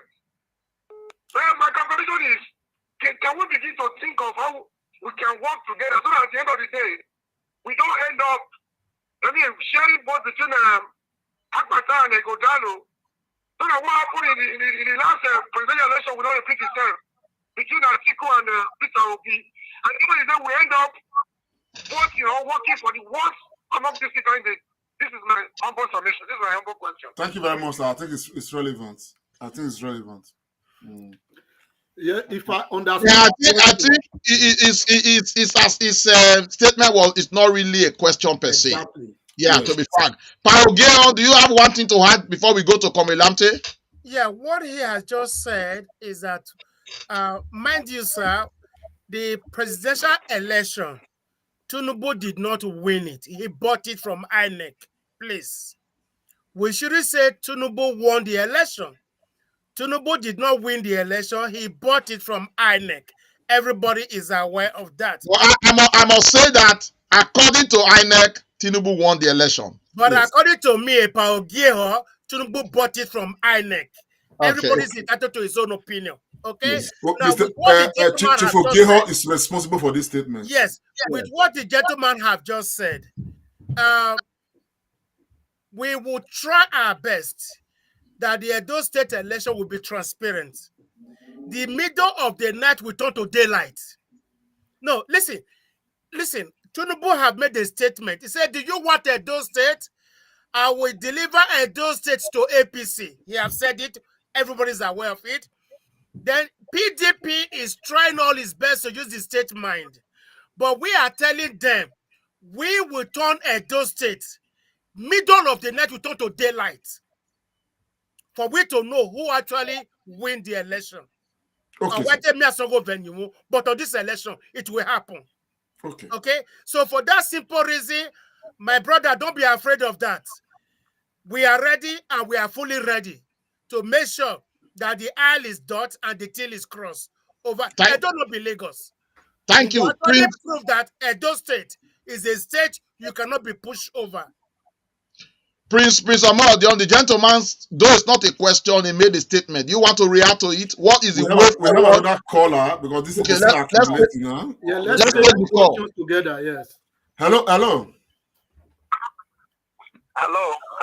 Good evening, sir. What's your name and where are you calling from? Okay, my name is Clement. I'm calling from US. Clement from the US. Speak a bit louder and go straight to your question. You have 30 seconds. Clement, where in the US, please? Okay. Where in the US are you calling from? I'm calling from California, US. Okay, go ahead, Mr. Clement from California. Go ahead, sir. Okay, thank you very much. So, about those elections, yes, I just want to go very straight to the point which I'm about to raise.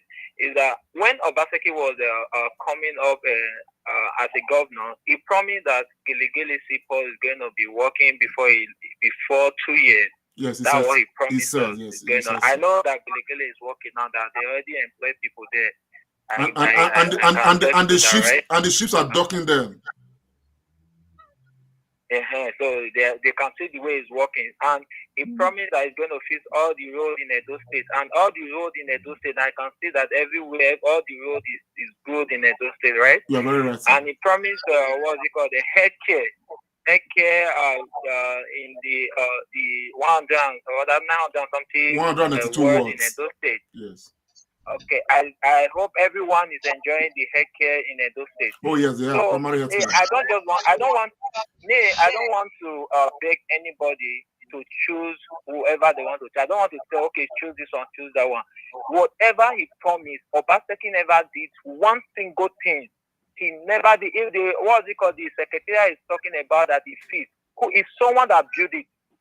He only went there and spent. How much did he spend there? If he tell you how much he spent there.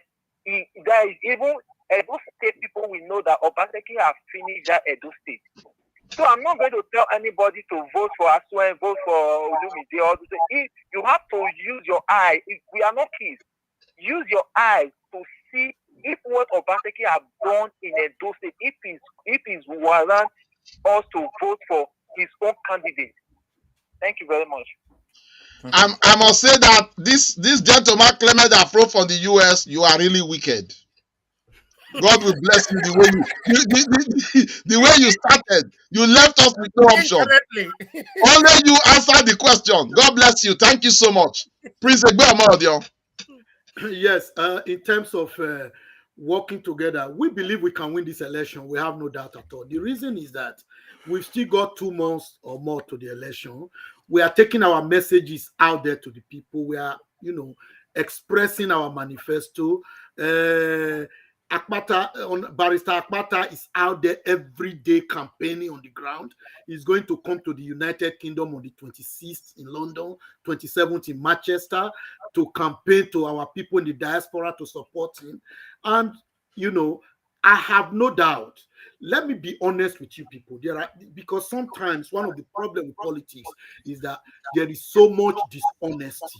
Oh, Egbe Omorodio is a member of Labour Party, therefore he's supporting the candidate of Labour Party. If I was in PDP, I would be supporting the candidate of PDP. Listen, I do not really have any honorary respect for the political party when it comes to my state. I want the best person in that office. That is why I'm an obedient before any political party. That is why I'm a Benin man before being called a Nigerian. Yes. So for me, what will bring glory to Edo State, when I go home, I want to live in peace. I want to be able to go into, do you know that when I go to Benin now, I stay in hotel because it's safer. I don't need to get security in my house. There's 24 hours electricity. But by the special grace of God, I have a small hut in Benin there. I can't go there and stay because of insecurity. If they kidnap you, you have never seen hell when something like that. May God not let it happen to us. Amen. So my prayer is a government that will make Edo conducive for its people. That is where I am. So I will be honest with you, my brother. I am fighting for everybody. But most importantly, I believe the people that have been hugely shortchanged are the young Benin, Esa, and Aunchich youth. Because in my time, during Abuzali, we had free education, free books, free everything. Okay? These days, these children suffered. They've never enjoyed anything free. When they manage to go through university or polytechnic, there are no jobs for them. And even those who have learned to use their hands are competing seriously, to the extent that many of them are leaving Benin. because Benin is the only city. Once you come out of Benin, there's nothing anywhere else. And that is the development that some people are telling you, that in the past 24 years, under Lucky Enigie 8 years, another 8 years of Oshomole, and another 8 years of Obaseki, that there has been development. You want me to accept that? There is no job, no food, no good road, no public transportation. When we were kids, we used to have a door line, Bender line. And you can stay to Lagos for 3 naira, you will be in Lagos. Today, these young people are enjoying nothing. I am therefore fighting for them. I believe that if Edo is blossoming, if there is a government that can create opportunities for our young people, like the agricultural revolution, that will create 250,000 jobs, many of our young people will be so occupied, there will be no crime. Go and write it down. When we were young, there was no crime. Why? We used to walk from nightclub at night, 1 a.m. in the morning. We meet police, we give them 1 naira, they let us go home. Nothing, we are not scared of anybody. How many young people in Edo now can go to nightclub at 2 a.m. in the morning, will be trekking home? How many of them can do that now? The place is no longer safe. There is no job. Food is so expensive. I went to a restaurant with my friends to eat. We did not eat anything special. We just ate fried rice, momo, and my. For 3 of us, I paid almost 20,000 naira. God is my witness. How can that was even cheap. Exactly. I'm talking of local restaurant. How can we sustain a situation where you need 20,000 for a meal for 3 friends who sat down to eat? So for me, there's so much to be doing in those states, and Labour Party is the only political party that is different. We have tried the others. So I will leave it there, my brother. That is why I insist that we should vote for Osaigbovo Akpata. He's got the character, he's got the capacity. Most importantly, he's got compassion for our people. Thank you. Thank you very much, Prince Egbe Omodion. I must say that the answer to that question, how will Labour Party win, has been answered. Comrade Lamte, please. Because all 4 of us, they will accuse us that we are supporting one party. But Clement that spoke just now said the mind of how we are going to win. May I beg you, can you cut that clip and let's continue to play it? We don't know Clement before, we've never met him. He has asked a question. If you can see the roads, vote. If you can see the Gelegele, vote. He has a lot of stuff. That summarizes it all. Comilante, I know you are itching to talk. The question is before you. Fire on. No, I'm not really going to say much. All I just want to say is that that caller, just on the last caller, actually just drove the points home. Everything that they are campaigning on with Obaseki, they were not the things that Obaseki even promised he was going to do. I am not quoting Obaseki for what he just woke up in the morning and decided to do, for instance, that he didn't promise those 2 people. I have heard of Obaseki's manifesto. I hosted Obaseki on this platform more than 15 times. Okay, in total. You understand? We have had private conversations. I look at Obaseki's promises every day. And I ask myself, which of these things, we were here on this platform with Obaseki, and somebody called to complain about a Kenwa road that was started and abandoned. Right on this platform, the governor mandated. And by the next day, they carry, all their equipment, caterpillar, everything, went on site. My brother, it's 8 years. We still have not seen the end of a Kenwa road. How many kilometers a Kenwa road? We were promised Gelegele, like that caller said, okay? And we're given a timeline. Today, thank God for all the supporters of Obaseki. The ships are not docking Gelegele. We are now beginning to receive goods from abroad in Gelegele based on the promises that were promised. And yet, in this same Gelegele, several billions were spent on consultancy and different other things for Gelegele. Obaseki is going to leave in less than 3 months, or about 3 months from now. He's going to leave office. It's an open-ended matter. Gelegele matter is not even in the manifesto of Aswa Udalo, as we speak. It's not even in the manifesto of any of the other political parties, and yet it has become a white elephant project. It's just like when Lucky Benedict was in office, and he said all of a sudden he just woke up and said he was going to transform some part of Uba River into one thing, and they started pumping money there, putting white sand in some places. At the end of the day, it ended up as a white elephant project. Now, Egbe Amorodion, Dr. Egbe Amorodion, did sum it up earlier. When he said, show me the landmark project. I grew up in Benin.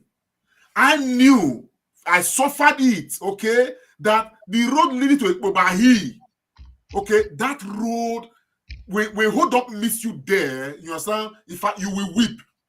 And I knew that if anybody that is a governor who would not sort out that matter permanently, and one of the things that can sort out that matter would be just an overhead bridge or something to ease, flow of traffic. You understand what I'm saying now? So at the end of the day, when you look around, the things that we can call Obaseki to say Obaseki has done well are, any governor who builds a building that Block and Smith will build and tell me that he has done well.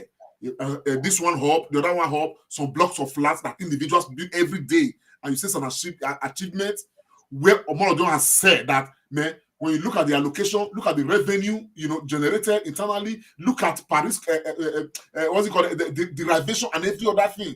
On top of all of this huge amount of money that we have received under Obaseki, we have now borrowed more than 600 times the debt he meant. He meant 79 billion as our total debt profile. Today, he's leaving us with probably it's going to leave us over 600 billion. And you look at what is on ground. That is where our question really lies. Then on the issue of the penultimate caller asked that we should align together, put this together so that we don't make the mistakes that we made with Peter Obi, that now saw the emergence of what's his name, Bola Ahmed Tinubu. I think that the simple answer to that is for the PDP supporters, as well as other supporters, to immediately start supporting Olumide Akpata. I think that's the simple answer to it. But because again, when you look at it right now, the PDP is in a precarious state. And the earlier they make up their minds to join the Olumide train, the better for the interest of those states. You understand? As we speak currently, until the appeal court judgment comes out, PDP does not have a candidate in this election. And that is the truth. You understand what I'm saying? So I think that the only way to avoid, all those kind of things like Chief Ogio alluded to, that, the president said he was coming to come and give Edo State to APC, is for the PDP to now know that for more than 24 years, PDP, APC have failed the state woefully. For them to now align with the Olumide Akpata of the Labour Party to give us at least something new. If we do not have reference, let us take a look at Abia State and look at one Mr. Oti, Dr. Alex Oti, what he has done in 1 year as a Labour Party man. Someone who's a very good friend of Olumide Akpata.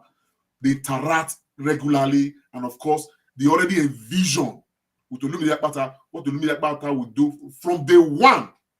From day one, that in 1 year, the songs that we are going to sing in Edo State may even be louder than what we are singing about Abia State right now. I think we need to align with Olumide Akpata. You have another call. I don't know if you want to take this call.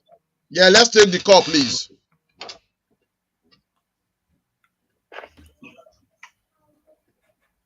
I'm cautious of time. In 12 minutes time. We've lost the call. Go ahead, sir. Okay, thank you so much. Let's call him back. Okay. Ladies and gentlemen, friends and viewers of the Comrade Show, are we getting the call? Hello, am I also? Yeah. Good evening. What's your name and where are you calling from, sir? My name is John Odia from Italy. Mr. John Odia, go ahead, sir. You have 60 seconds. My name is John Odia from Italy. Go ahead, sir. You have 60 seconds. Okay, thank you very much. I'm listening to you. Yeah. The problem here is that when Olamide Akpata was the NBA chairman, the man's name is Olumide. I think we've lost the call. Go ahead, pharmacist. Yeah, I would have loved to hear from all the way from Italy. Please ring back. We lost the call. Yeah, I was just trying to say that thank you so much for what you've done. It's 1 hour 49 minutes on the clock.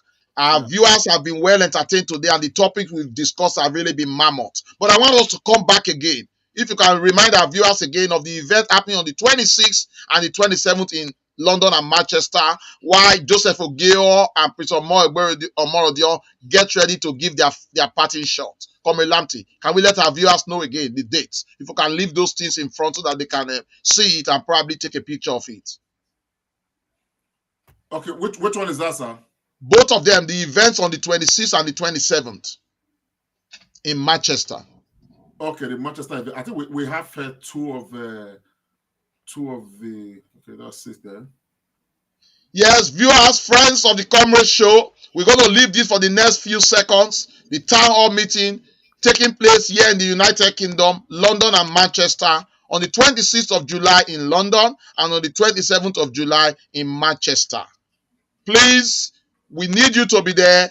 Come and ask the relevant question to the incoming governor of Edo State. Come and hold him to ransom by taking notes of all the promises he will be making. And if he becomes governor, we shall judge him by those promises, like we are doing just now to Obaseki, who made that promise to us some 4 years ago. I think even if you are watching from Nigeria and you have relatives abroad and they are in the United Kingdom, they are in London and Manchester, please encourage them to be part and parcel of it, so that you will be there to say, I was there, I asked these questions, you made these promises, why have you not fulfilled it? As we begin to wrap up today, I'm going to go straight to Joseph Ogeo. I'm not holding you back. The floor is yours. Your final parting shot to our viewers today on the road to 2024 Edo State governorship election and why Labour Party should be the ticket. Thank you very much, sir, Mr. Moderator. My people of Edo State, it has been long coming. The days of APC and PDP, it had changed the mountain from APC to PDP, from PCP to APC is long gone. Because from PDP, Lucky Benedion, APC, Adamoshomole, APC, PDP, Godwin Obaseki, it has been 24 years that APC and PDP have been ruling the state. If they have anything to show for that 24 years, there would be no reason to be looking for a third party. If what APC and PDP have done in Edo State for the past 24 years, there would be no need for we glamoring for another third party. It's because they have nothing to show for what they have done in Edo State for the past 24 years. That's why we are yearning for a new party in Edo State. And thank God for being God that have resurrected Labour Party under Peter Obi through the obedient. Now Labour Party has become a party that is well known, well structured, willing to lead the people. We are glad that Labour Party is swimming ahead, striving ahead under Barrister Olumide Akpata. Please, my people of Edo State, make una wake up. Truth be told, not be say you belong to APC, you belong to PDP. For 24 years, what the APC and PDP don't do for Edo State? Make you tell me. Challenge me. Call me privately. Tell me. See what the APC and PDP don't do for Edo State for the past 24 years. From Lucky Benedion to Adamo Shomole to Godwin Obaseki. Show me one thing when don't create an employment for Edo State. Show me. Go see Abia State. The man never reached more than 1 year for there. See what he don't do for Abia State. We too will they forbid goat when they take slot roast, and they ask you a question. They burn us with poverty, and don't say they feed themselves before. Today, they don't feel buy rice, they don't feel buy gari, they don't feel buy pepper. They don't feel travel from Benin to Lagos or from Benin to Ekpoma. It's difficult for them. We too will they burn us both suffer. What I want to tell you be say, not be APC, not be PDP, be the matter now. Now who go fix those states? We don't give APC and PDP chance for 24 years. Give only 4 years to Labour Party. If we not do well, we remove them. We go say, we don't try the three of them. They're not good. But you don't judge a book by his cover. Okay, APC, PDP get 24 years. Now give only 4 years to Barrister Olumide Akpata under the Labour Party. See what it go happen to Edo State after September election. So here, I'm here to encourage you. Put your sentiment aside. Put your agenda aside. All we need is say we need a man who have compassion for the people. We need a man that is willing to save the people from this abject poverty. We get land for growing food. We know they feed the grow food again. We know they feed the go bush because they would fear Fulani henchmen.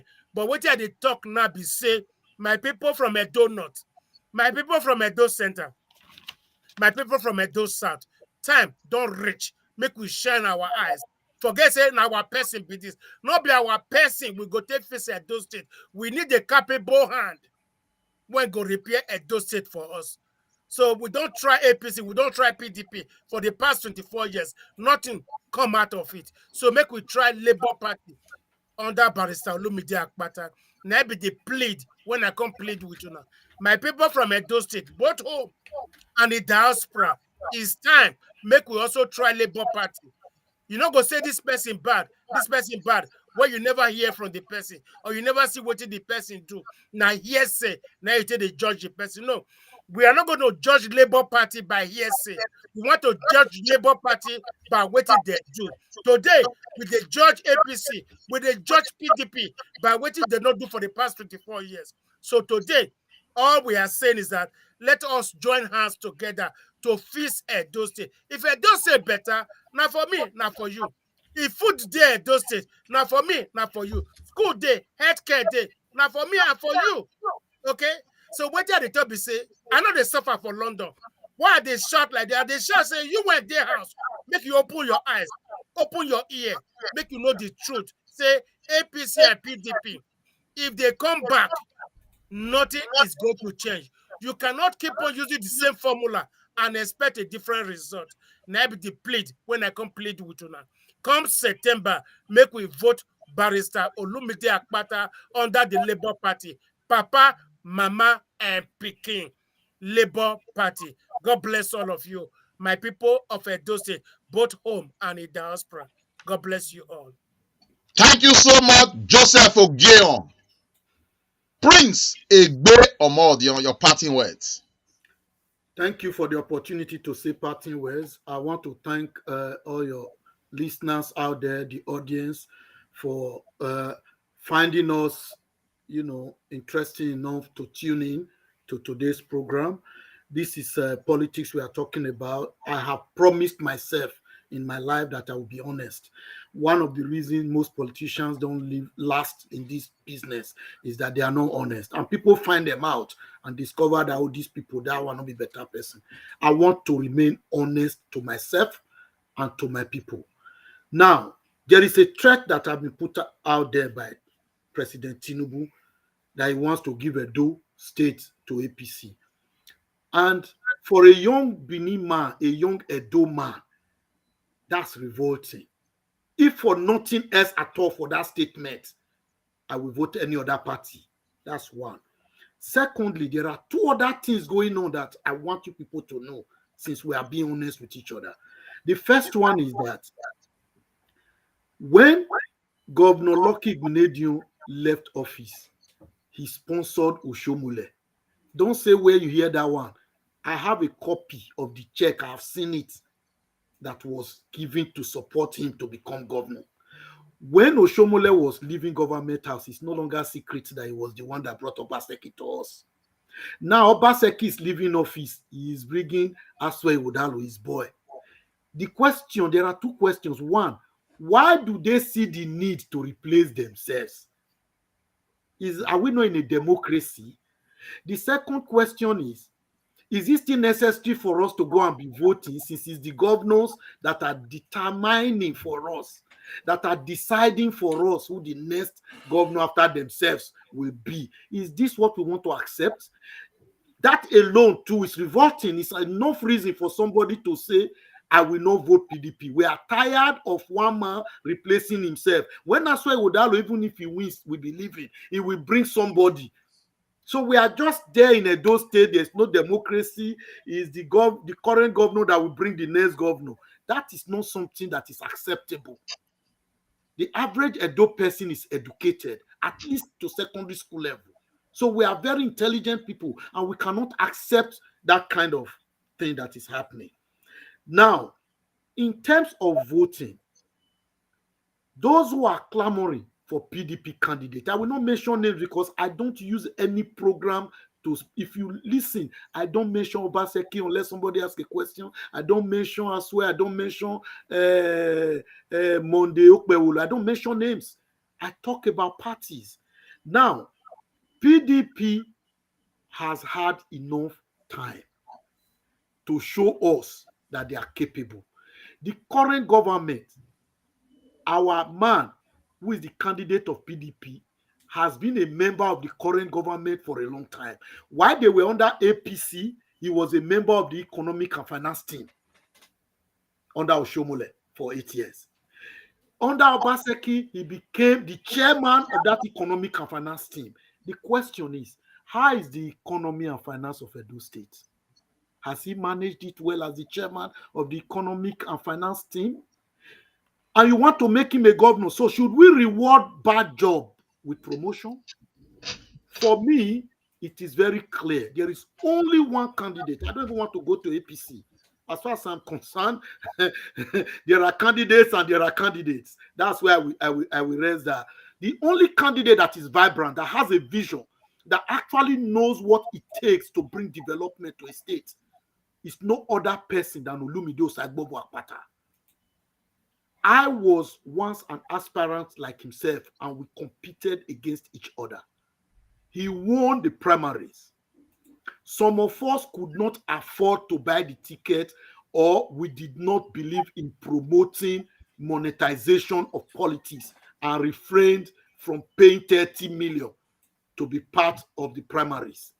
So some of us were swept aside for one of the two reasons I have named. But I can assure you that having interacted and worked with him, his passion is obvious. His ability and credibility is not questionable. But most importantly, he's got character and he has integrity, and actually very desperate young man who wants to help Edo State come back on his feet. All we are asking the young Edo people, I live like Honorable Gil that just spoke. I live in the United Kingdom. It's not too bad here. Let me be honest. I'm not a rich man, but it's not too bad here. The last thing is that I'm not hungry. We are doing this for our people. We want a place where we come and visit. It doesn't matter who is governor of Edo State. Let me be honest with you. I will still have pounds, change it, come to Edo, enjoy myself. Instead of staying 2 weeks, now only 1 week, my money reach. I go come out. But for the people, my brothers and sisters, my cousins, my uncles, my Isan bro, I have nephews, cousins in Esan land, in Aunchi. I went to Aunchi Polytechnic. I love Edo State and I am passionate about it. That was why I ran to become the governor, so that I can bring the change. But since it is my colleague, my friend, my brother Olumide Akpata that is now the candidate, I am saying to you, the only way Edo State will see light, let us give Labour Party a chance. There is no more electricity or power problem in Aba City. I have visited Aba City. I stayed with my friend. There was electricity. There was no need for me to go to a hotel. I lived in his house. No generator noise, nothing. And this man, Governor Oti, has only been there for 1 year. Please, I'm begging you people, support Labour Party. Let us also enjoy this thing in Edo State. Let the youth of Edo State have jobs. Let us create opportunities for you. I will join with Olumide Akpata. There are many well-meaning Edo people who wants to work with him. I will draw the line here and I will say to you guys, this is not stomach infrastructure. That was PDP and APC. With Labour Party, we believe passionately in working. Because before you know it, 4 years will come, we want you to vote for us. What are we going to tell you? So please, forget about the threat from Aso Rock. It will not work. Benin or be Lagos. We will not continue to allow governors replace themselves. Therefore, thank God, divine intervention is already happening in terms of that. PDP right now, officially, confirming from what my brother Comrade Lamptey have said, probably don't have a candidate in this coming election until the appeal is decided. So we have two candidates. Please vote Labour Party and your life will be better. That is a guarantee. I thank you. I wish you and your family well. May God bless you. I rest my case here. Thank you. Over to you in the studio. Thank you so much. This is going to be about the longest of our program. It's about 2 hours, 4 minutes. Comrade Lamptey, I want you to be very short. Just re-inform our members, our viewers of the announcements of the Deputy Governor Zoom meeting, and of course the meeting with Barrister Olumide Akpata. Please be short, please. Thank you. Yes, thank you so much. Those state people, particularly the Benin, they will understand this. The Benin man says, when people are speaking and we have this mannerism of saying, and we just literally say that if we add that, it's just to make, to stress the buttress and stress the matters, a bit more. I think the two gentlemen that have spoken, they've spoken very well. I really don't have much to say. Those who know me already know where I stand. And I'm not going to say what they have said, only just to summarize and say that the only option we have in this election that we can confidently, give our backing to and be sure that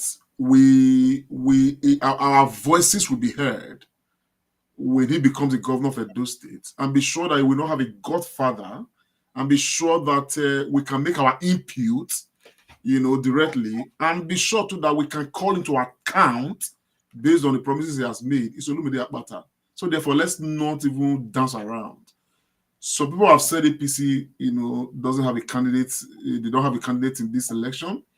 Some have said Jagaban cannot do anything and every other thing. I agree reasonably. And that's why the only option that's available to us is Olumide Osaigbovo Akpata. And for you, who may actually believe in Osaigbovo Akpata, or you who is doubtful, or you who wants more information, or you who don't even support him at all, and you live anywhere in London or Manchester. You live in Leeds for Manchester, you live in London, you live in Mitkins, you live anywhere around London. There's a chance for you to have that interaction with him and finally make up your mind whether to support him or not support him. So Olumide Osaigbovo Akpata is inviting you that is watching me right now and is asking me to help spread information that he will be in London on the 26th of this month. Okay, and the program is going to be between 5 and 9 p.m.